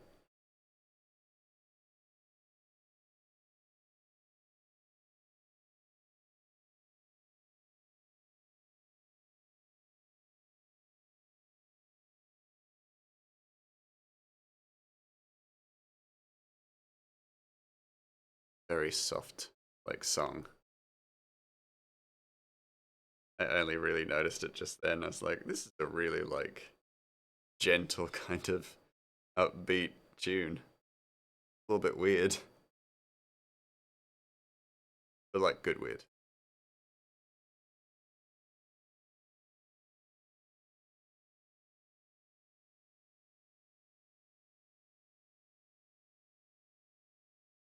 I probably said it, but like this comic is also based on a D&D campaign that never ended. So I actually not stole, but I took a lot of storytelling from my DM, uh, and a lot of the world is based on like is by her design. I've just added different additions, and I've picked a continent that she didn't work on very much, but a lot of it is hers. Without too much exaggeration, my passions seem to be fantasy alchemy. Came up with a nice one-shot idea to explore that. That's super cool. That sounds amazing. That's great. And so often a campaign doesn't get a follow through. Yeah, and that was really like so the absolute like the original building blocks of this entire comic was that so the protagonist, Ratchet, is this goblin. So this little guy. So this is our protagonist. His name is Ratchet. He's a goblin rogue. His subclass is Thief. So no magic abilities, nothing like that. But he had a stealth score at level 4 of plus 11. So he was a master of stealth at his tiny little age. Like he's 7 years old as well. So he's very young, but a master of stealth. So basically, I wanted to see a follow through of that. But because he didn't have any magical abilities, I wanted to kind of I wanted to try different characters. So basically, the original idea for this comic was that it was a comic for my friends to explain Ratchet's absence in the campaign, because he would take a break from the campaign and he'd be gone for a few in-game months while a different character that I played as took over and was like helping the party out and doing all that stuff while Ratchet was away. Um, Brief interjection to note your solid expressions. Oh, thank you. I really appreciate that. I try my best to make the characters look as human and vulnerable as possible. I think that's a big thing. Hey Giggles, how you doing? Lovely to see you. I've missed you. It's lovely to see you. We're just talking comics and talking about this comic. Um, yeah, I really appreciate that. It's always really nice to get a lovely compliment like that. So I really appreciate that. You're good? That's lovely. Um, Hope you're not going into it too busy of a week, Giggles. Hope you got a good week lined up.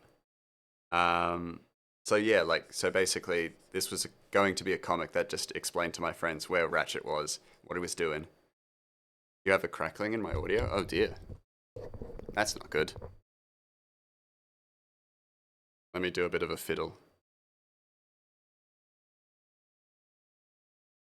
Bippity boppity boo.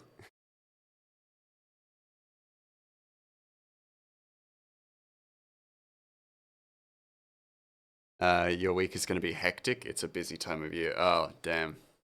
So sorry to hear that. Mine is too, actually, I'll admit. End of the funding period.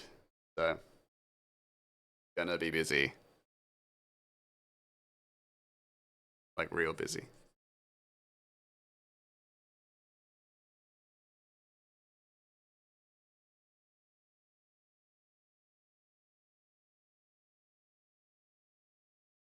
Ratchet has been off not being magical. If you thought of anything else, read part 2.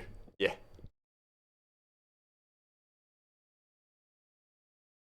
Um, but yeah, so originally it was going to be just a comic explaining to my friends what was going on. And then the campaign went on hiatus. So um, I wanted to provide closure for all the characters in some respect. So I knew my character well, so I was going to base it around my character. And then I kind of wanted to expand it out to more people, like to more characters. And then it slowly became this big thing, and I was like, I'm gonna have to make it a whole comic. And so I spent a year writing just the manuscript, and then I started streaming late last year. Uh, and that's when I started the actual like physical, well, illustrated version of the comic itself. And currently we're still at chapter 1, but that's because I have a crutch that basically I put too much detail into stuff. So I draw with a lot of detail in mind, and that can take time. Take a lot of time.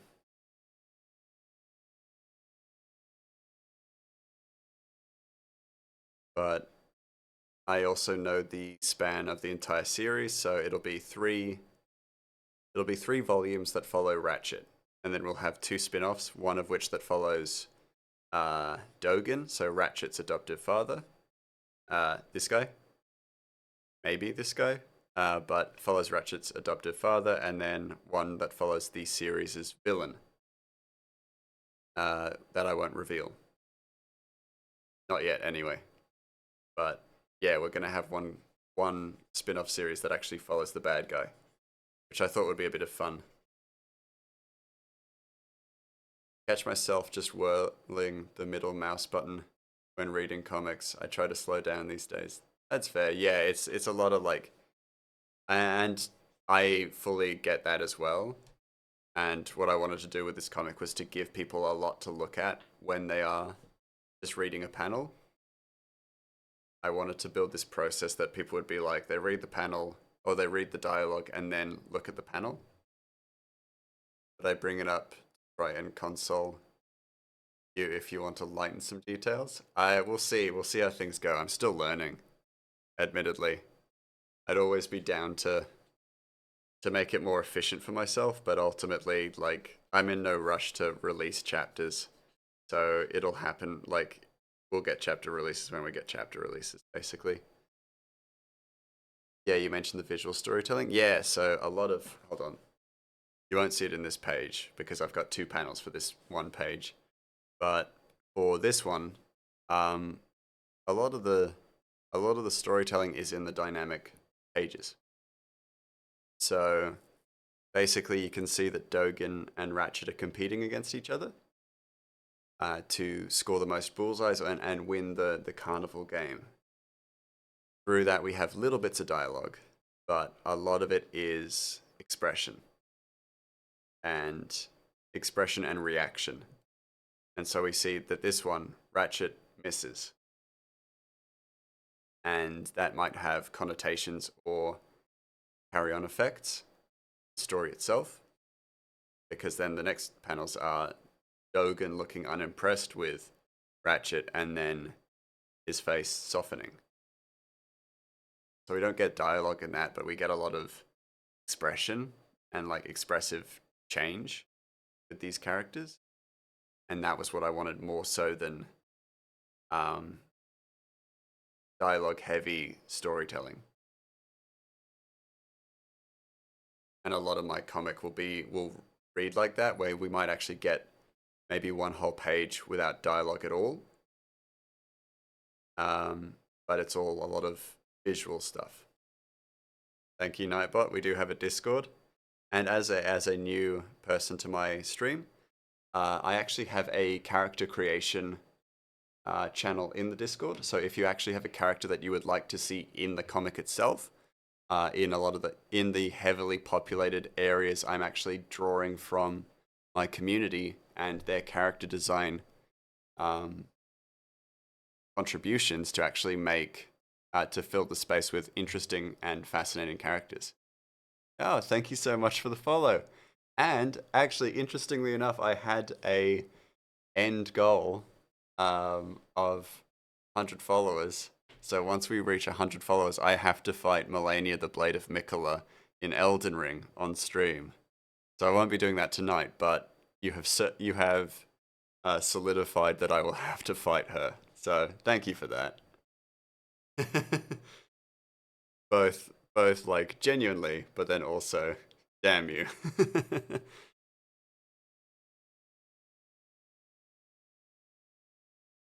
Just as a little celebration for reaching 100. But that'll be a different stream. By coincidence, you were watching that fight yesterday. Hey, it's all coming together. It's all fate. You'll get to watch that fight again if you jump into my stream next time. Oh man, that's great. But yeah. So that's like those are like little things that I'm doing with my community as well.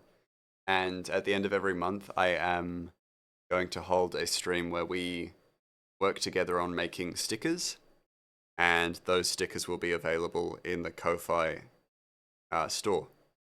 So you'll be able to get stickers that you help design if you jump into those streams. And I'll also be providing discounts throughout the year for Discord members and followers. So that's kind of what I do. Me, that's Grey Mouse, basically.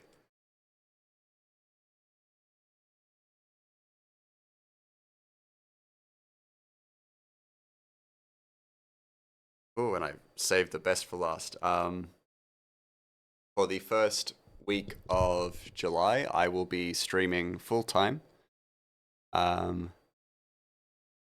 Ratchet should have a no telegraph OP grab. That would be cool.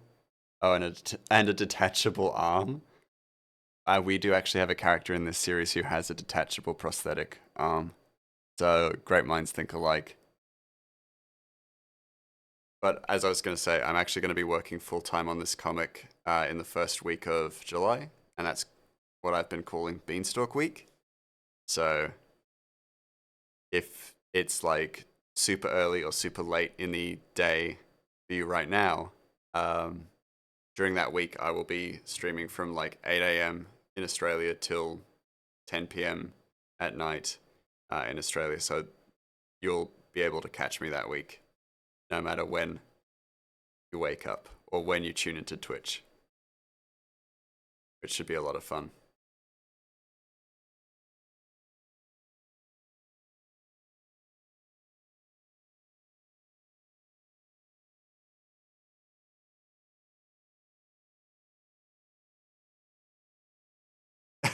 Little smiley face. Lovely. Love the enthusiasm. Good, I like it. But yeah, that's what's coming up. It's very exciting. A lot going on. Very excited about the next few weeks and the next month. It should be very big for comic stuff because we've got 2 pages until chapter 1 is available for release as well, which is very exciting, honestly. I've been working on this for almost a year now, and it will get faster as I go, but like it's a very exciting thing to have the first chapter available soon.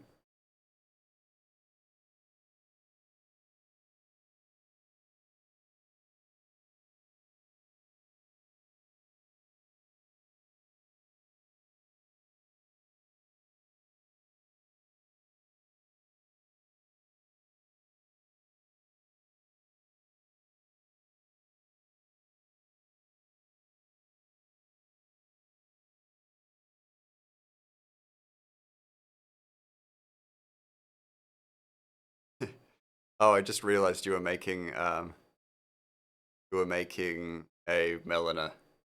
Melania reference. I was like an OP telegraphed grab, and I was like, no, Ratchet's too sneaky for that. Then I realized I'm like, oh, that's Melania. Oh no, Cardinal Sin 2, no backlog. There again. Yeah, that's fair. I have no backlog. I'm basically like making it and releasing it. I'm not setting up a backlog. I should do, but I don't have the time. I want to just get it out and available. I do pretty much all of it. I don't have a colorist or anything like that. I'm just doing it all myself. Be nice to, maybe one day. That'll be the dream. Get a colorist in. Make my job easier, then I can set up a backlog.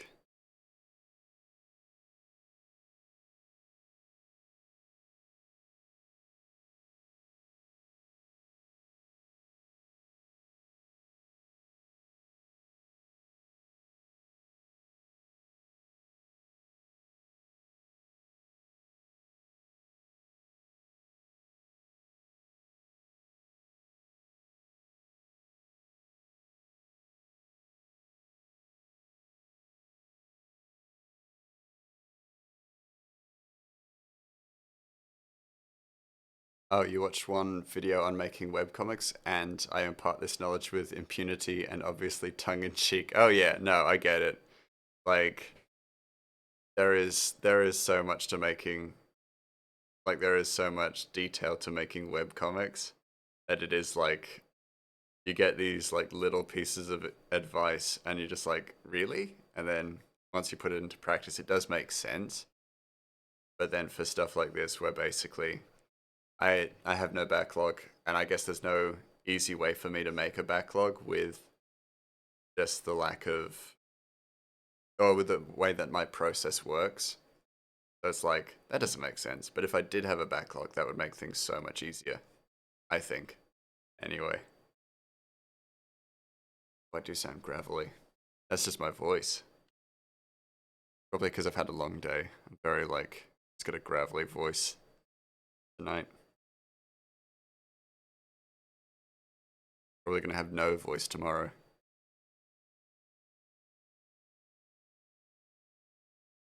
I'm probably one of like the quietest people at my work, but I always end up losing my voice for some reason. My voice is like the first thing to go if I ever get sick. Kind of why I go by mouse. I'm quiet as a mouse. And because I love the cheese.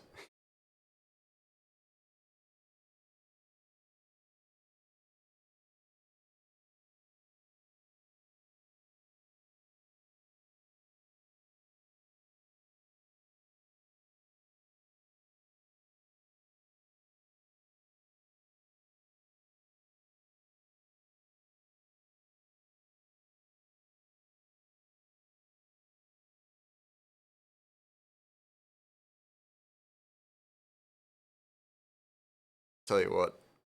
How would you like me to refer to you? Should I go Tio, Mortal, Stream? Um,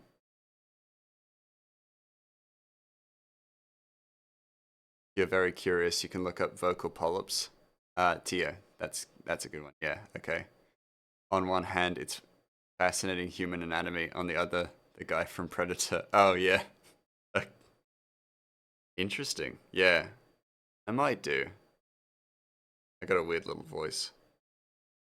So any insight onto it would be actually quite useful. Tio. I will refer to you as Tio from now on. That'll be much easier for me to remember.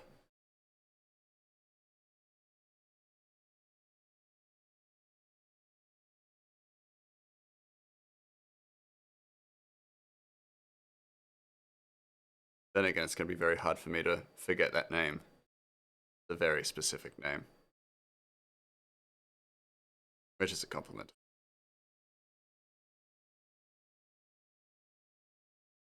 Oh yeah, and I was just about to say, if you ever have any advice, please feel free to impart it, because I actually do love taking on feedback.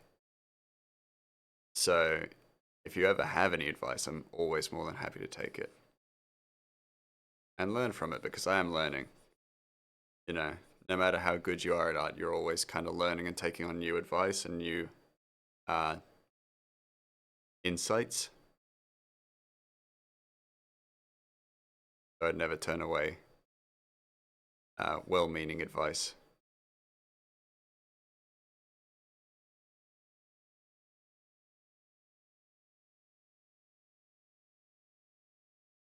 So when you lose your voice, not medical advice, it's normally inflammation of these things. That doesn't surprise me.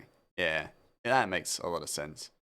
Advice, I'm trying to absorb something from you. Oh no. Well, I can always provide you with advice as well.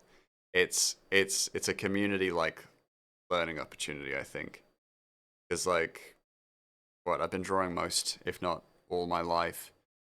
So I do know stuff, but it's always really interesting or weird to kind of teach it, because it's like this is just stuff I've always known, or I developed the style, the pieces of the style from a young age, and then it developed into something that is more comprehensible or absorbable.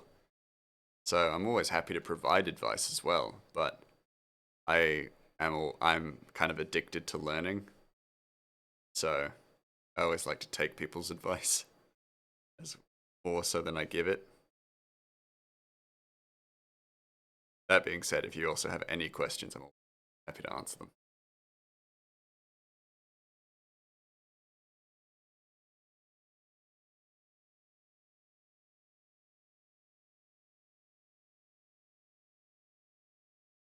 Oh, yep, just drew on part of the panel that I'm not working on yet.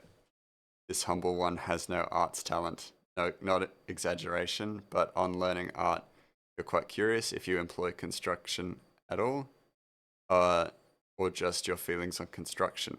Construction. Could you potentially elaborate on that for me? Construction. What do you mean by that?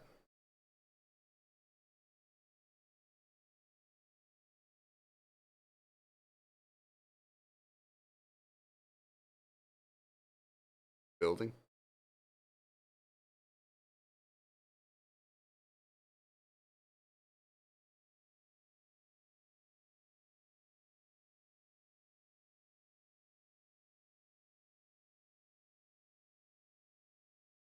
A chair just isn't on fire. Warm. The back of my chair is very warm, but it's not on fire, which is good.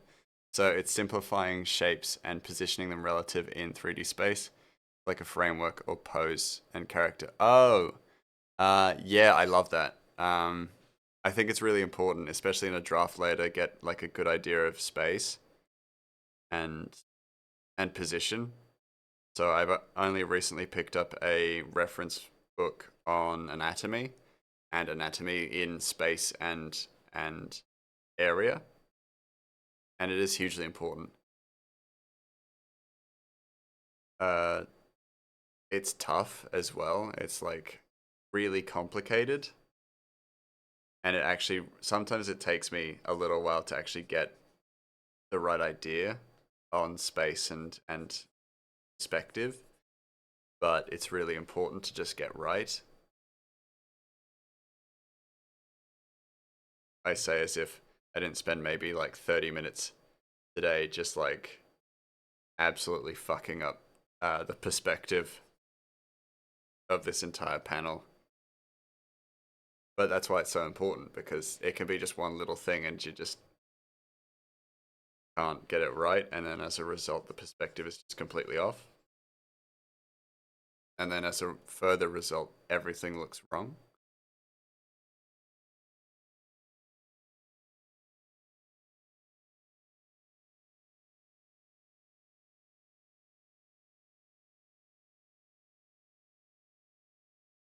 Found that take interesting. I appreciate it. You're very welcome. um I always, so I struggle with a draft layer. I don't like to do a comprehensive draft, so I don't like to draw out like the face and the details in a draft layer. That actually doesn't work for me. What I do use a draft, but I do still consider draft layers very important. What I do use a draft layer for is for lining up and aligning space and position and um, body formation. So you'll see in these drafts, like, it's not perfect, definitely. It's definitely not perfect, but the shape is there and the perspective is there, and so you can see like the background behind him, the movement behind him, and things like that. Um, and I find that more important in a draft. And I feel like if you spend too much time on a draft making that look nice, then it's going to be really hard for you to move on from the draft. You'll be like, I can't leave this draft. It's so close to being perfect. Just gonna do like the line work to be exactly like it, and that's not what a draft layer is really for, in my perspective. Um, so as a result, for me, a draft layer does not need to look good. Like, look at this goofy little guy here.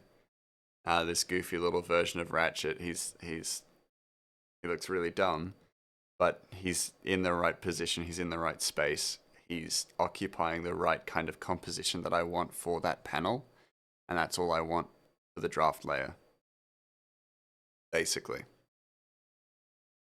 So so when we're talking construction, I definitely reserve construction for the draft layer itself.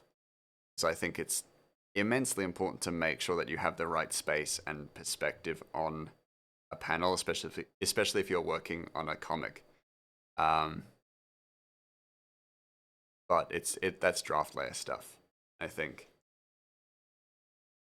carrying it on further is not unhelpful, I would say, but I think it's like it's one of those processes that you get started on and then leave in the draft layer, because it'll build that foundation for the rest of the comic, or for the rest of the panel anyway.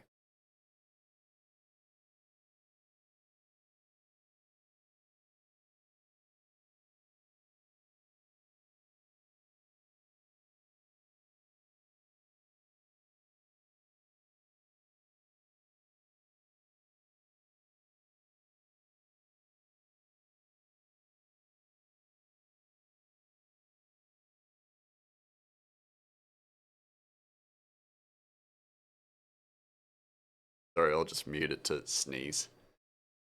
So I got a very, like, my deep voice would lead you to believe that I've got a very loud sneeze, but it's quite dainty.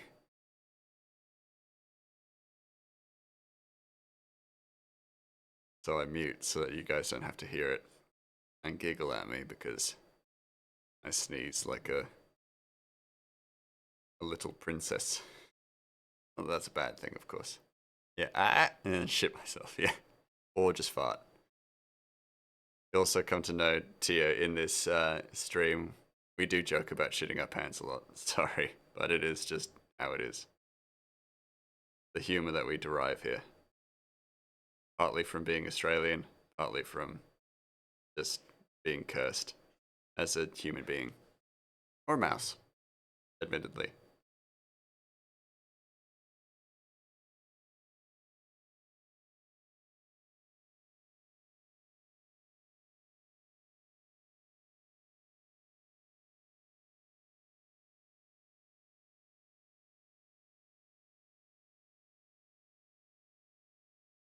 One of my favorite things in comic creation, or just illustration, just in general, is the shadow layer. So once you get a good idea of how shadows work and how light um, cascades and um, deteriorates on an object, you actually build a lot of that form and shape with the shadow work. So a lot of my comic work looks fairly simplistic and rudimentary up until I start adding in the shadows. Without the shadows, basically everything does look flat. With the shadows, you actually build shapes. And that's probably the one thing I find very important in terms of illustration and design. That basically, if your work looks bad, you just need to add a little bit more to it. You just need to work on it just slightly longer, or add shadows to it, and it starts to really come together. Oh my, that pop effect! Yeah, exactly. It's like a big part of my art journey and my art studies involved photography or cinematography. And then eventually it involved looking at pictures or paintings that had light and looking at them with the intention of understanding how the light falls and cascades off of skin, how it reflects off of certain surfaces or colors, and then slowly coming to understand that without shadows, we don't have shape in illustration. Or we do, but it is rudimentary. And through the use of shadows and highlights, of course, we get a far better understanding of how a shape takes form. So I always recommend, if you're learning art, look into shadows. Because shadows are fascinating, and they will really improve. Like having a good, like stable understanding of shadows really improves your art exponentially. And as a nice little piece of advice, practical advice that I can actually provide you with, if you are going to use shadows or create shadows. So basically, what I do, if you can do this in Photoshop or Clip Studio Paint, I'm currently using Clip Studio Paint. Um, you can set a multiply layer over your color layer, and that will provide you with a nice blended light or a blended shadow that you can use to, yeah, cover the space, basically, like that, without it being too sharp and without you having to study too much into color and color theory to get an accurate looking shadow. But then my piece of advice is that if you are illustrating something at night, then you go with a shadow color that's close to purple. So I use a light purple, and that makes this kind of shadow color. If it is during the day and it's on, or if it's on skin. So one thing I'll be going back through and changing is that I will be covering over this skin color shadow with a red. But basically, if you have a red, you have a warm shadow tone. I would never recommend using black for shadows or even like a colorless gray, purely because one thing I can actually teach, those general rules at work. Yeah, exactly. Um, is that without color, it's really nice to have color and vibrancy in your shadows, because in real life you do have color and vibrancy in your shadows. Without it, you will saturate your image, and so the vibrancy and the colors that you use in the image will look more saturated with saturated shadows.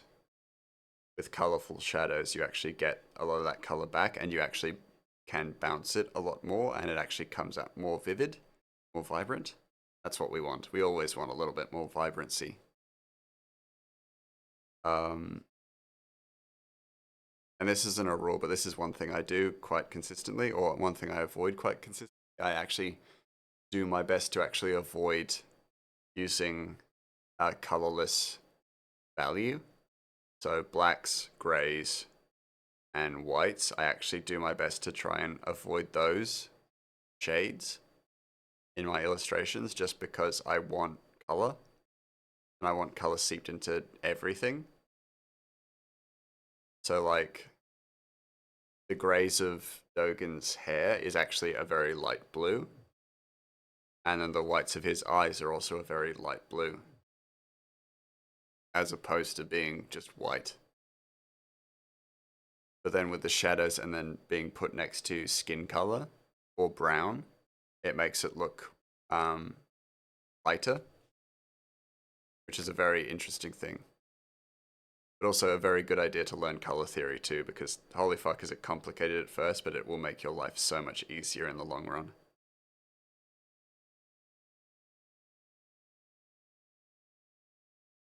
It sucks to learn.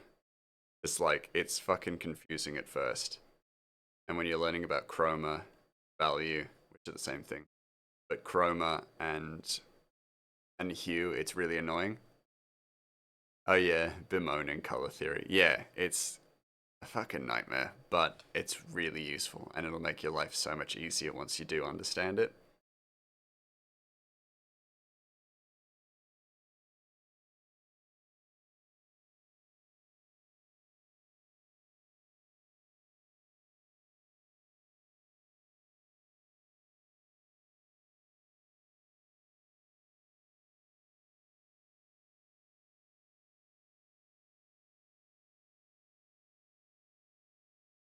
And all of this stuff you don't have to like master before you start working on stuff. Just start and then learn as you go.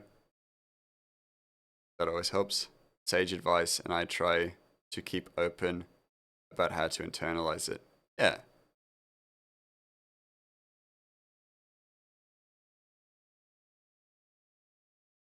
It's also it's art, so admittedly advice can be very take it or leave it. If you want to take on advice and learn stuff, then you're always like free to take on what you're being taught.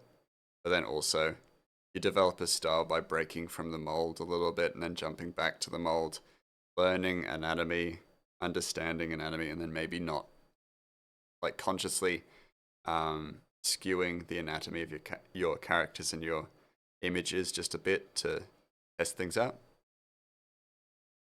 Just to share, your current journey is somewhat restricted to line art, somewhat absence on shadow and color. That's fine. That's fine. We're all at different stages in our art. Um, but you spent the last week learning hatching and cross hatching. Oh, cool. Exciting. That'll be really cool. We do have an art share section to Discord. If you ever feel like sharing something, also like no pressure for you to share anything, of course, but like if you ever feel like it, you're always welcome. And you know, we are all a very supportive bunch, and it's very important that you find, you know, the supportive sort to kind of help you on your art journey. Always happy to provide that if you're ever interested.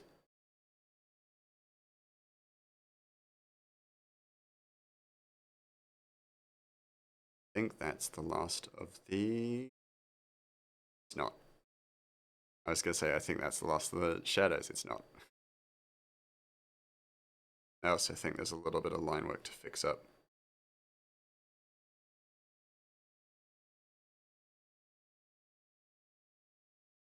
You've got a fist-sized gem I'm pleased with in your sketchbook. Now I just need to find one in the ground. Nice.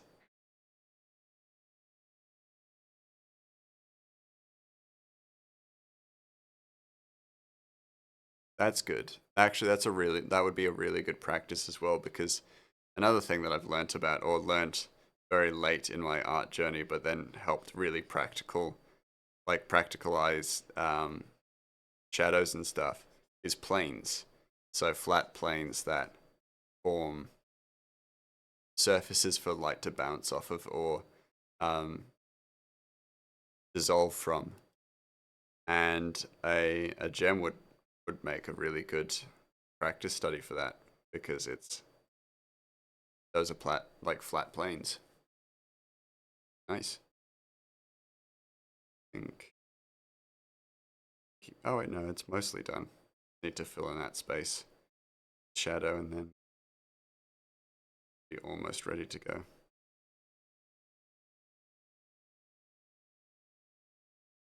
Never fully ready to move on from a panel, but I gotta because I literally want to release a comic. Sometimes you gotta let stuff go. Yeah. Nods. They are weird though. They have like a focal point for shadow and light. Yeah, I'm just a novice though. It's yeah. I have no doubt that it's there is like a complicated part to it, and that I can definitely respect and understand.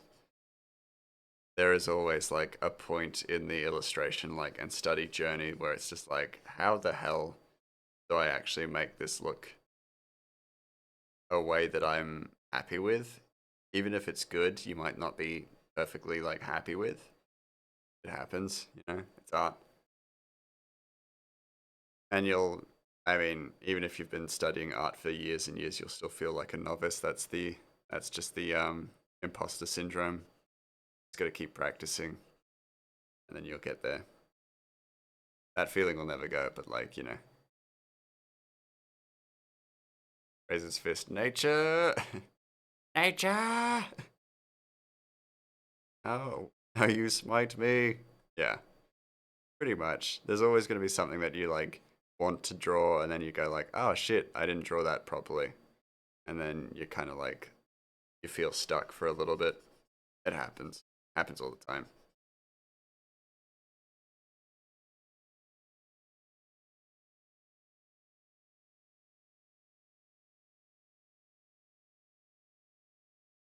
It's so like genuinely so consistent. All the artists I know, they will have something that they don't draw either because they're like, nope, I tried drawing it once and it just went badly for me. And that's just how it is. That's just how it works. You know? We can't be great at every single piece of sketchwork that we do. We just get better as we go. And then get shit if we get out of practice. There's the thing. Practice a lot. Carry a sketchbook. If you really, really wanna like if you enjoy doing art and it's like therapeutic and it helps regulate your mood, I would like highly recommend you carry a sketchbook around with you everywhere and just fill it out, feeling feeling blank or feeling like you just want to get your head clear. That's what I do. I actually carry two sketchbooks around. One for just like general sketches that are like of dumb little things that I think of, and one for specifically this comic where I fill out the pages and build like do world building, and it's that's all the sketchbook is. This is more chewing the fat rather than a confession, but those comic panels and exactly what you were saying. I thought you knew how to draw. Why is this so hard? Have you even learned anything? Yeah, absolutely. It is so like that. You know, it's just like you draw. I've been drawing this for a year, and then I jump into this panel today, and I was like, fuck, I've completely forgotten how to draw. And it will sometimes be like that if you haven't drawn for like. So for me, I found that if I haven't drawn for like 5 days, I'll come back to this comic and feel like I don't know how to draw at first. And it is also a part of it is like warming up and making sure that you warm up with something that you know how to draw. And then you're just going through the motions if you're drawing regularly because you want to be able to give your best if you're making something that you're putting a lot of time and effort into. But it's also like you gotta one thing that's like if you learn how to do your winning at life is just that like you gotta be kind to yourself as well. That's super important. Just being kind to yourself and being patient with yourself is super important because you're gonna have days where you're just like, oh fuck, I don't know what I'm doing, and then next day you might be drawing great, and it's just how it is. Sometimes you're just not on your best game, and that's not a bad thing. Just it's how it is, and you just got to be kind to yourself, and that makes it easy to come back. Because if you're kind to yourself, you're just like, I'm just having a bit of an off day. That's totally okay. I can do a little bit of sketching because I want to sketch, and I might, with the practice or with the routine, it'll come back to me, and I'll be able to draw in like 25 minutes to like an hour. That's okay. Or maybe it's just not for me today. And tomorrow you come back and you're doing well again, and you're just like, see, it wasn't that I've forgotten how to do art and I'll never do art. It's just how it is, you know. Just how the body regulates, you know. You can't remember exactly how to do things properly all the time. But with that, that's that panel almost done. I got a few highlights and things to do, but I will come back to that next stream, I think. I'll export it for the socials, for the gram.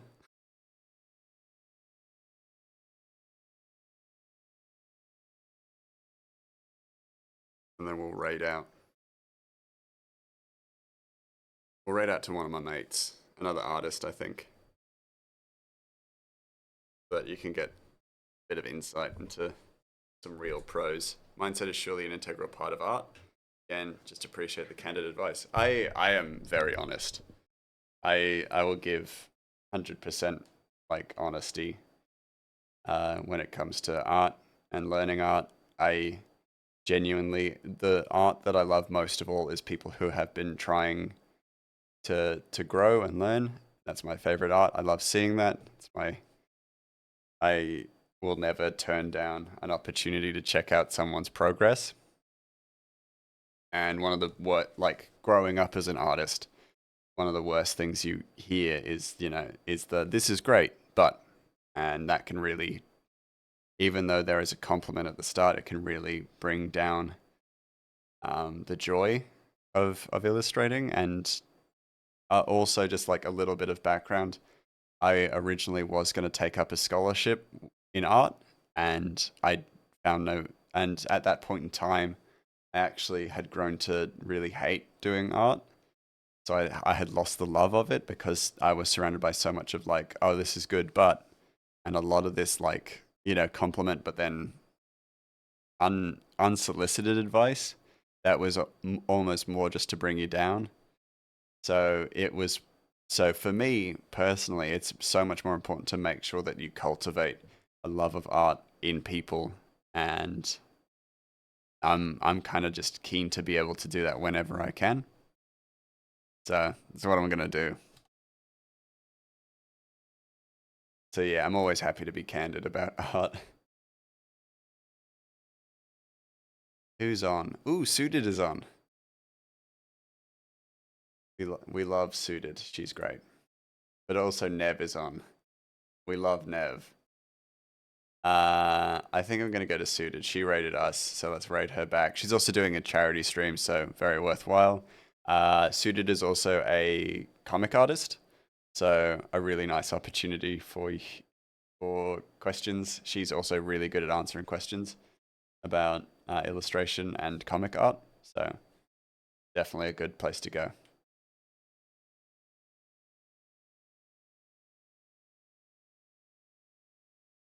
But with that said, thank you so much for joining me today.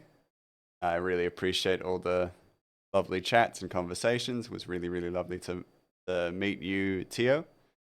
And I look forward to seeing you guys again. It'll probably be the Melania fight or more illustration. But until then, I'll see you all next time.